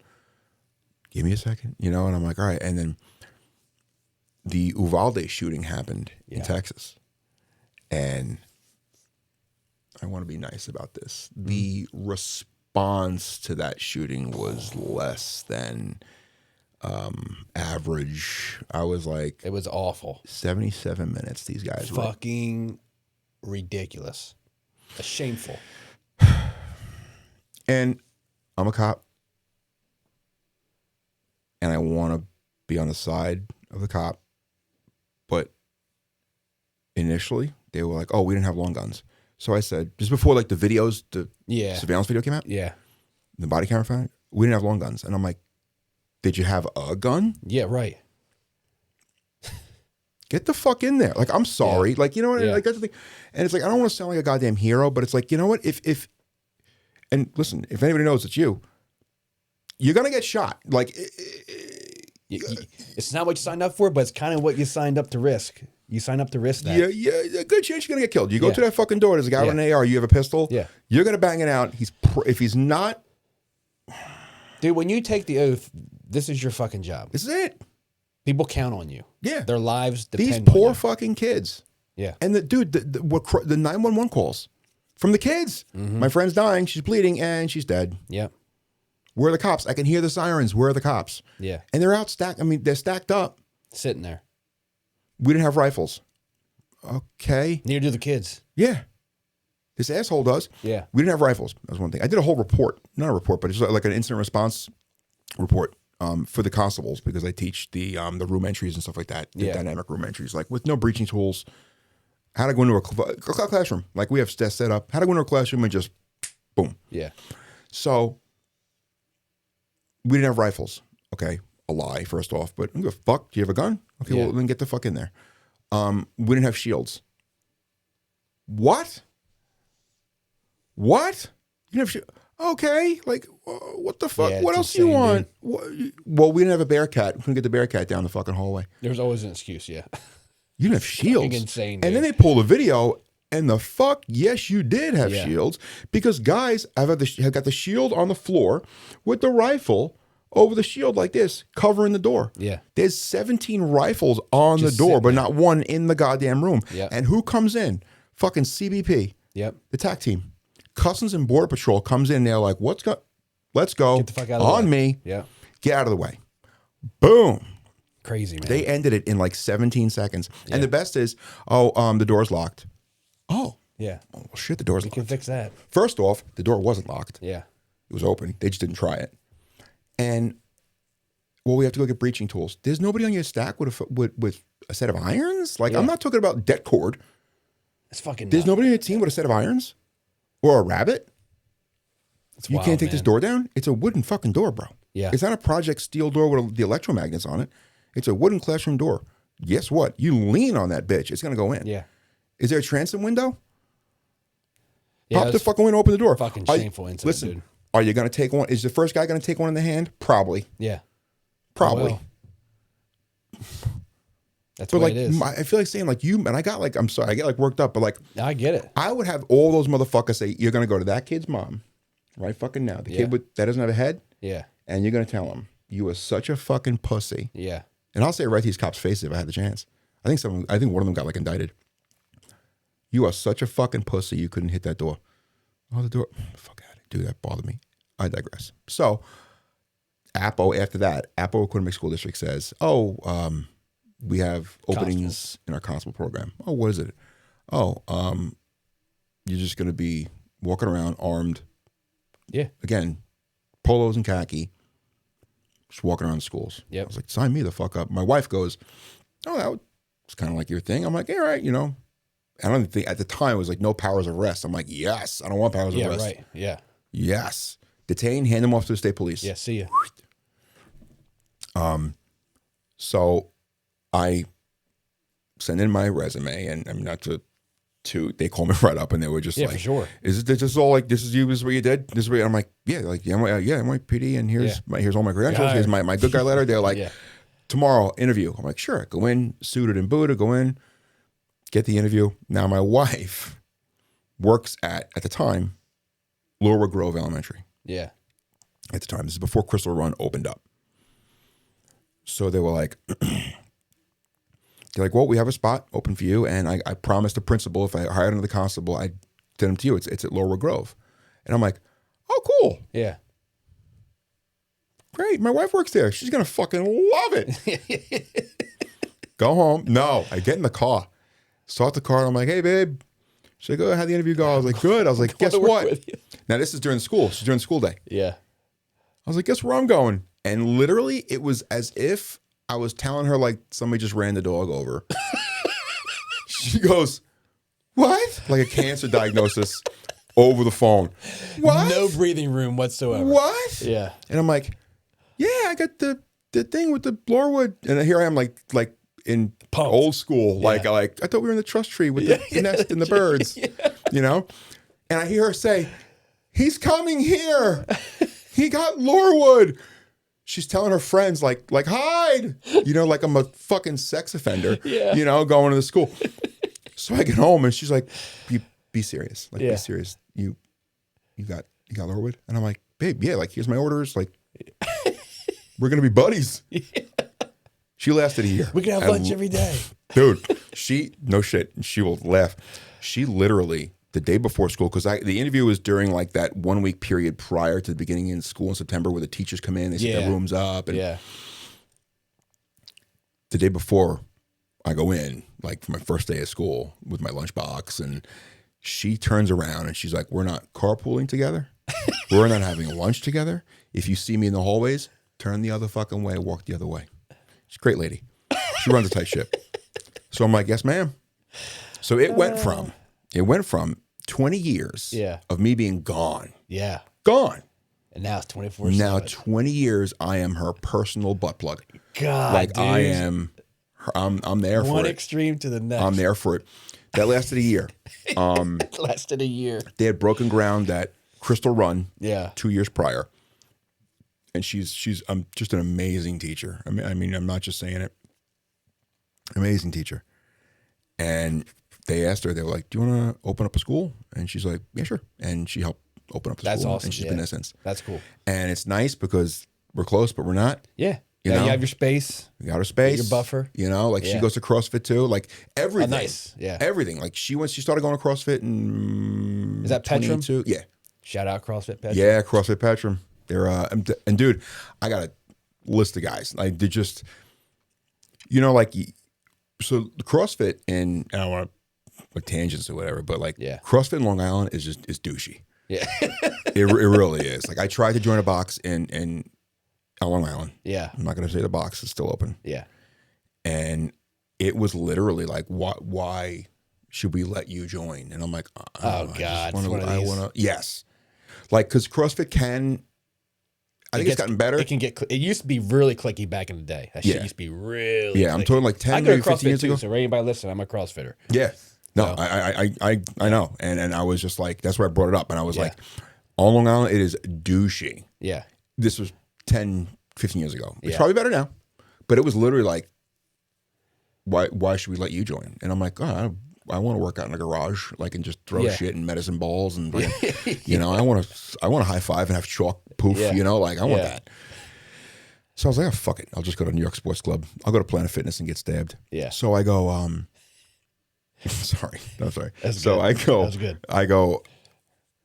So Danielle joins CrossFit, and loves it. She's in that. She's super fit. Just I can't say enough better things about her. One day she'll do something wrong, and I'll let you know. I promise you, I'll let you know. When it comes, I'll let you know. We'll do another episode about it. Please, please. So I go, and I'm like, she went and she did a couple of classes, and she's like, I think you might like it. And I'm like, try the whole CrossFit. She's like, no. She's like, it's not that. She's like, half the guys in there are either Newcastle County or troopers. Yeah. Dover PD, Wilmington PD. Yeah, I know there's a lot of cops that go there. A lot. She got super law enforcement, super military, super, first responders, a lot of nurses, a lot of, teachers. And I'm like, all right. And I showed up one day, and I was like, oh, this is cool. Yeah. Like this is, and not to sound like corny. No, these are my people. This isn't just a gym. Yeah. Like this is just. It's a community. Yeah. A community of people who are literally trying to make each other better. Yeah. Like they're trying actively, and it's not like it's not fake. It's like they're actively trying to make you a better person. Yeah. And I remember my first coach, I go in the first time for like the evaluation, and it didn't go well, TJ. Yeah. It didn't go well. Yeah. Melissa Hemphill, Air Force vet, doctorate, PhD. She had to move to Texas, and military men, both of them Air Force bosses, and they were just like, "Oh, you like Delaware, Texas?" Yeah, that's why I feel bad for the military, And she had to go, but just a doll, high jump record holder, at her college, just an animal. So she's doing my thing, and I see this dude doing ring muscle ups. This guy Brian, and he's doing ring muscle ups, and he's got his shirt off. And I'm like, I fucking hate this guy because he's just ripped. Yeah, he's got it together. He's got like just the perfect pepperoni nips. He's just a fucking dreamboat. Yeah. And I'm like, and my fat ass is like, ah! And she's telling me I'm quad dominant, and I'm like, I don't care. I just want to go home. And this guy's doing ring muscle ups, and the sweat's just glistening, and he's just like the specimen. He's got to be one of my best friends. That's awesome, dude. Now, like my best boy is this guy, Danny Boone. He's across the street, Army vet. Yeah. 3 tours, 2 Afghanistan, 1 Iraq. Just a dude. Just a dude, and he's actually going through stuff now with the VA, with the PTSD, all that stuff, and transitioning was a thing. Yeah. And him and I talk about it. And him and I are gonna probably have a talk either tonight or tomorrow, just about just going through shit, like, and because it was very stigmatized. It was very like, no, military guy, no, this, you'll be all right, here, drink this, right, you'll be fine. Listen, I'm not against alcohol. I'm not. Believe me, I'll have a bourbon, I'll have a beer, but it's like a lot of guys, it's abuse, Oh yeah, for sure, dude. And it doesn't help. Yeah. But, this guy, Danny Boone across the street, I'm like, we gotta, he's telling me, dude, you can't go dark on me. You can't just shut your phone off. We got to talk. And 20 years ago, I probably would have been laughed at, but now it's kind of nice because that space is being embraced more. That space is more like, hey, listen, like, you went through shit. Yeah, you signed up for it. But, and I say to Danny, like, Danny's like, I can't imagine, he's telling me what I saw. I'm like, what I saw? I'm like, they were putting bombs in dead bodies over there. Yeah. Like, fucking Hurt Locker shit. Yeah. You know, like what I saw. You know, like car accident here, suicide here, and it's like, all right, we'll go home. You lived it. You had sand up your ass for 6 months. Yeah, dude. Fuck that. So just a great, just an awesome dude, and Petram too. You know, if you're ever having a day, man, you just say, listen, you're not feeling it, though. What do you got? We'll talk about it. Stuff like that. And it's just not that douchey. That's cool, man. How much weight can you throw up? Yeah. You got to scale. Oh, I'm the man, dude. If you think something's scaled, I'll scale it even more for you. I'll run backwards. Like it's just it's great. It's great, and just Chris and John are the owners, and giving back to the community. Shit, like this. That's awesome. Small businesses and just really everybody's. Yeah, it's great. It's an awesome gym. That's awesome. Yeah, I love CrossFit, man. I've been CrossFitting for fucking 12 years, I think. Really? Or something. Yeah. Yeah, I've been not maybe 4. Yeah. But I'm still an amateur. Yeah. At it. Yeah, I don't really. I go. Dude, you go in there, you do what you gotta do. I get a little sweat. You get the results out of it. You have some fun. Yeah, and it's fun, and it's just and like that. My first coach, Melissa, she's like, "We're just keeping people out of nursing homes." I heard it. I'm like, "What?" She's like, "Yeah, like just getting off a toilet, like when you're 90, you want to be able to do it. You want to be able to reach for something. You want to squat down and get something." Yeah. She's like, "We're keeping people out of nursing homes." That's what the movements are, man. And I'm like, "Shit, there's simple movements." And you're like, "Oh, you're gonna get hurt?" No, you're not. Yeah. You're not getting hurt. Like if you do it, listen, if you do it like a jerk off, yeah, right. If you go out there and fuck around, you're going to get hurt. Yeah. At these boxes, especially Petram, man, you got 2-3 pairs of eyes on you at all times. Yeah. Especially if you're doing heavy shit, you're going to PR something, they're on you. Yeah. And if you do it wrong, they're like, nope, drop it, try it again. It's awesome, dude. I'm glad like the whole transition thing, like it clicked for you. You know what I mean? It's awesome, man. It did. It was rough. It was rough because I went from being a somebody, and this is in my head, like in my mind, and people are like, oh no. No, I get it. You don't have to explain it to me. I get it. You went from being somebody to being nobody. You went from, oh, thank God you're here. Yeah. To like, oh, that'll be $5. Yeah. Like, that's to ring up the cashier, to, I don't want to say a nobody, but you went that's how you feel. Yeah. You feel like a nobody. Yeah. I'm John Q. Shithead. Yep. And I'm getting gas, and I'm going to Wawa. Yeah. I'm going, people like guys like us, man, like from that profession, it's like you have to have something with purpose. Yeah. I mean, I can't just go do some normal 9-to-5 fucking job that means nothing. Never.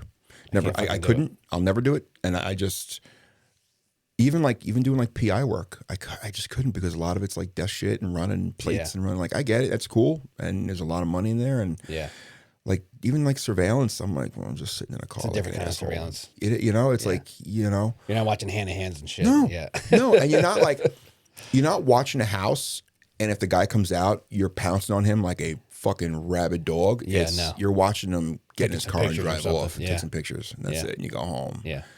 So I get it. No high speed shit, and it's just, you miss it, like you miss and I was talking to my therapist, and she's like, I do a lot of military, a lot of cops, a lot of firemen, a lot of, even like nurses and stuff like that. And she's like, you miss that either dopamine or adrenaline or something to like, I need, like, you crave it, it's like it's like a bag of fucking fentanyl, dude. Yes, like you were just like, you need, I need to chase somebody down the street. Yes.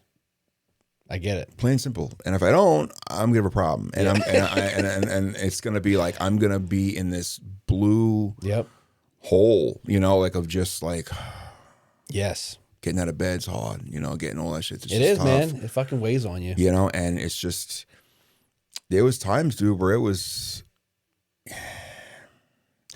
did I think of hurting myself? I wish, I don't know, dude. I want to say no. Yeah, I do. I want to say no, but I don't think I can like be truthful with myself. Yeah, I get it. And I think not the only thing is my voice. Mm-hmm. My big guy KJ, my little guy, my 10-year-old, he can get an apartment right now. He'd be fine. Yeah. He'd be outside just smoking cigarettes. He'd make it work. He'd have a wife within a month, like kids. He'd be fine. My big guy, Like, Yeah. I don't know what I would do without him. Yeah. Not that I like him better, I do, but I feel like, and I love Giovanni, but he's my tough guy. You know, like he's whatever. He'll make it work. He'll make it work. Yeah. He'll get over it. My big guy would not. Yeah. My big guy would not. Prime example. So John Edgar, who I'm going to his memorial, his anniversary this month up in New York. He dies of 9/11. His lung wasn't cancer; it was just scarring of his lungs. Has a lung transplant. Everything's good. 4 days later, dead. Yeah. Bad. And I made the mistake of telling KJ, my big guy, last year, like, oh, you know, Dad's friend John, you know, he's really, really sick, and then he's really, really sick, and you know, buddy, you know, he passed away. And I made the mistake. I said to him, I said, you know, well, he's like, well, he was young, Dad, wasn't he your age? I'm like, mm-hmm. And he said to me, well, what happened? And I said, well, you know, he was, you know, 9/11, he was down at the World Trade Center for a while, and he breathed in some stuff that wasn't good for him, and he got really, really sick. And I remember KJ, he was like, but you were at 9/11. He's like, you were at 9/11. I said, buddy, and it's just like, I get fucked up now from it. I'm sorry. Like, I just. No, you don't have to apologize to me, man. I know. And I said, buddy, and I had to explain to him and not lie, but say he was in a different area than I was. And the air was so much worse where he was. And my mother-in-law passed away in July of last year. And that crushed me. Yeah. You know, people, you hear horror stories about your in-laws, horror stories. Yeah. When I tell you another thing about Danielle, like, her family is, like, when I say home run, dude, like, I fucking knocked it out of the park getting them. Like, yeah, like something else you and I have in common. Like, my father-in-law is one of my best friends. Me too. Yeah. Big Steve. Like, he's just the best. He's the man. Yeah. You know, and it's just like, when we lost her mother, she was sick over breast cancer. Yeah. And she's down. They were up on Long Island with us. They moved down like a month later after us. They were in Spring Arbor in Middletown. They followed us down here. Yeah. And people would be like, "Oh God, your in-laws fought." I'm like, "This is fucking awesome." I was like, "I live right down the street and I love it. They're not allowed to move." Yeah, no, he can't move. He can't go anywhere. Yeah. You know. And I'm like, when she was getting sick and then sicker and then sicker, it was just, I knew it was going to be bad. And you know, my wife is definitely struggling. Just an awesome woman, you know, just an awesome fucking solid woman. And it just sucks. But so now KJ's exposed, my big guy's exposed to that death, you know. And then John dies, you know, right before her. And I remember my son, KJ, always, I'm talking, if I cough. He gets nervous, yeah. Is it your lungs? I'm like, well, no, but I cough. He's like, are your lungs okay? I'm like, buddy, Daddy's lungs are fine. I get chest x-rays. Yeah. Daddy's lungs are fine. He's like, oh, okay. And you can see it's true fear in his eyes. Like, his lips start and his eyes start to water. And, you know, and like the other day I was doing, I think I was doing, back, like I was doing rows or something like that. I forgot what I was doing. I was rowing. It was like a big row day. Yeah. My back was sore. You know, my back was sore. And I was like, oh, you know, he's like, you okay? I'm like, I'm good, buddy. Just, you know, Daddy's back is sore. He's like, is it cancer? It's cancer, isn't it? It's cancer in your back. And I'm like, man, buddy. Yeah. Like, my heart fucking breaks for this kid because it's all he's seen the past year and a half. It's been cancer and death. And it's like, I couldn't do, if I did something to myself. Yeah. I don't know what he would do. Yeah. Like, and that's the thing. Like, I feel like it would be so selfish of me to do that, to harm myself, because I know he would not be okay. Yeah. He would not. Other people would, you know, hey, okay, sad. Well, we owe it to our families, you know what I mean? We owe it to our families to be here, you know? And that's the thing. And I used to always say to myself, like, when I be out, and we dealt with a lot, in the squad, we walked to a lot of suicides. And I remember saying, when I was on the job, saying to myself, like, man, like, how how could somebody do that? Like, how bad is it? How could somebody take their own life? Fast forward 4 years, and I'm like, oh, I could see it. I could totally fucking see it. I could see where someone is at the point of desperation. Yeah. Where that's the only way out. Dude, mental pain is the fucking worst, dude. Physical pain is physical. I can eat that. Yeah, I can eat that. All day. I have ate it. Yeah. You know what I mean? But we know, yeah. You've been through the physical pain, sure. Mental pain is fucking the worst thing ever, dude. Yeah. You know, and it's like, and I would always say to myself, like, even as a kid, and like just being like, I don't know, that's how horrible, and how could somebody? Now I'm like, oh fuck yeah. Yeah. Oh fuck yeah. And like this guy didn't have family, didn't have kids, and he was up against it, and he was this, he had that, and the drink and drugs. Oh, I fucking totally get it. Totally get it. But and now I think like that it's just so important that people in our space, in not just police, fire, but you're in these high stress jobs and where you're seeing shit and you're seeing,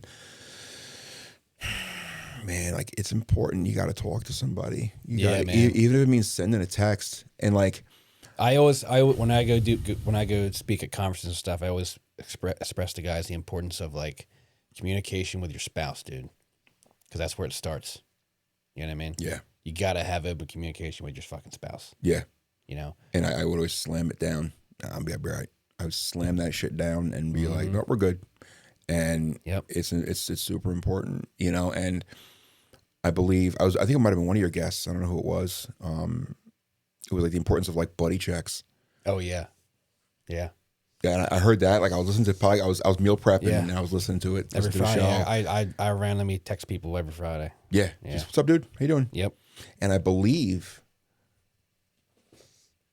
and I'm terrible. I'm forgetting the name of the guest. He said he buddy checked the guy, and the guy was like, "Oh, dude, I'm fucked up. Like and like it was a very important buddy check. Like just that random, just that, like now the text, like how fast it used to be. Takes 2 seconds. You know, like now takes 2 seconds. You know, and just that, you know, just alone, you know, makes a big difference, man. Huge, huge, and just even me, like I have friends that'll buddy check me, and I'm like, sometimes it's like I'm like, oh man, thanks, buddy check. Then sometimes I'm like, I fucking needed that. Yeah, and that's why when I got hired, we were in Queens College, sitting down in the auditorium. You're in like a suit and tie. You don't have a uniform yet. Yeah. And you know, you raise your right hand, you take the oath, and you sit down, and there's 2,000 of us. You know, in this huge auditorium. And then they said to you, you know, all right, you know, the commanding officer of the police academies came up and he was like, you know, ladies and gentlemen, welcome to the New York City Police Department. They were like, what did he say? He's like, I can't say it. He's like, but I'll say F. Barnum and Bailey. You got front row seats to the greatest show on earth. And he fucking meant it, dude. You're like, and you look at it now and you're like, back then you were like, oh, all right. And then 3 months later it was a Trade Center. Yeah. And then everything after that. And it was just like you're like, oh Jesus, he was right. Yeah. You know, like, and it's wild, you know, and you sign up for it. And I would never change it in a million years. Yeah. I would do it again. I really would. Me too. Because it made me who I am. It made who you are. I say the same thing. Yeah. You know, it made me who I am. And it's nice that people look at you, even now, retired, medically retired, service retired, and they're like, all right, that's the guy. Like, if something pops off, you know, he'll take care of it. Yeah. You know, like we're at the gym, right across the other day, and we're on the bikes face Main Street. Like all the bikes, those fucking awful. The air bikes, yeah. Vomit. Yeah. Son of a. So anyway, I scale that too. So I'm like Pee-wee on my bike, like, la, la, la. Everybody else is. No resistance. The girl's hair is flying. Yeah. I'm just like, this is great, you know?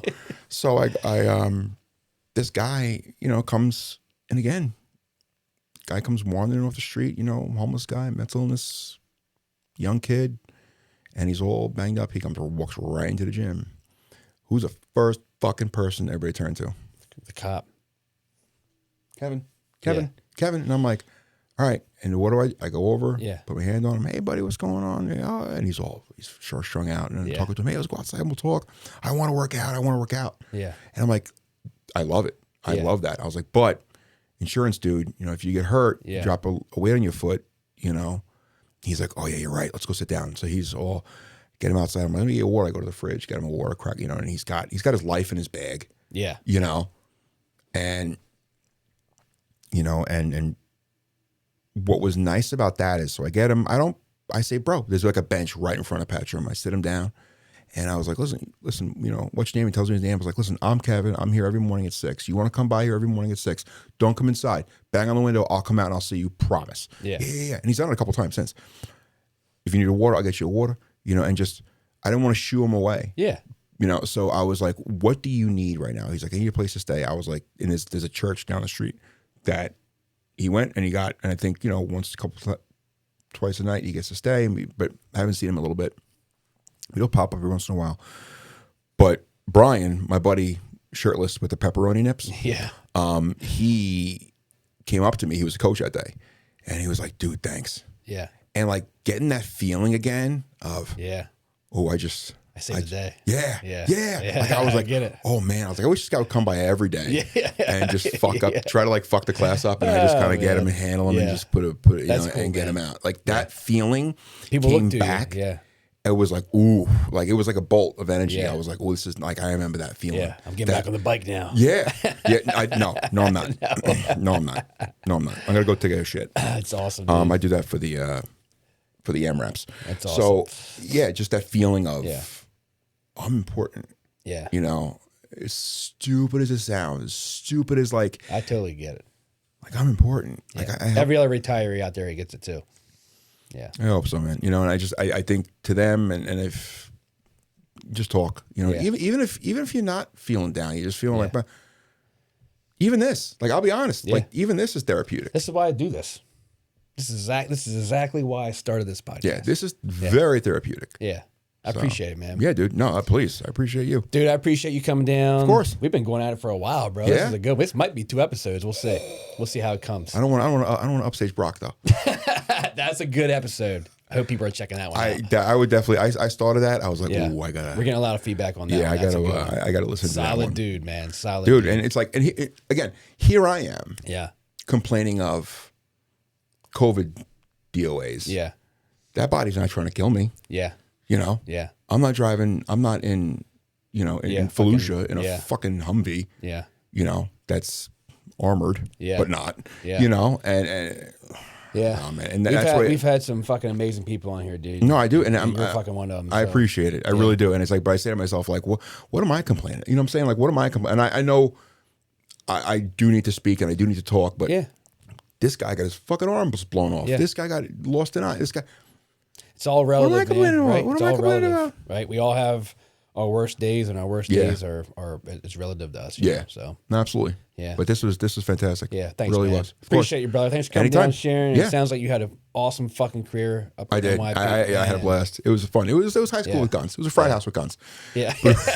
we definitely had and best friends in the world, man. Still to this day. You know, I still those guys. Yeah. They're the best. Thanks a lot, brother. Appreciate it. Anytime. All right. All right.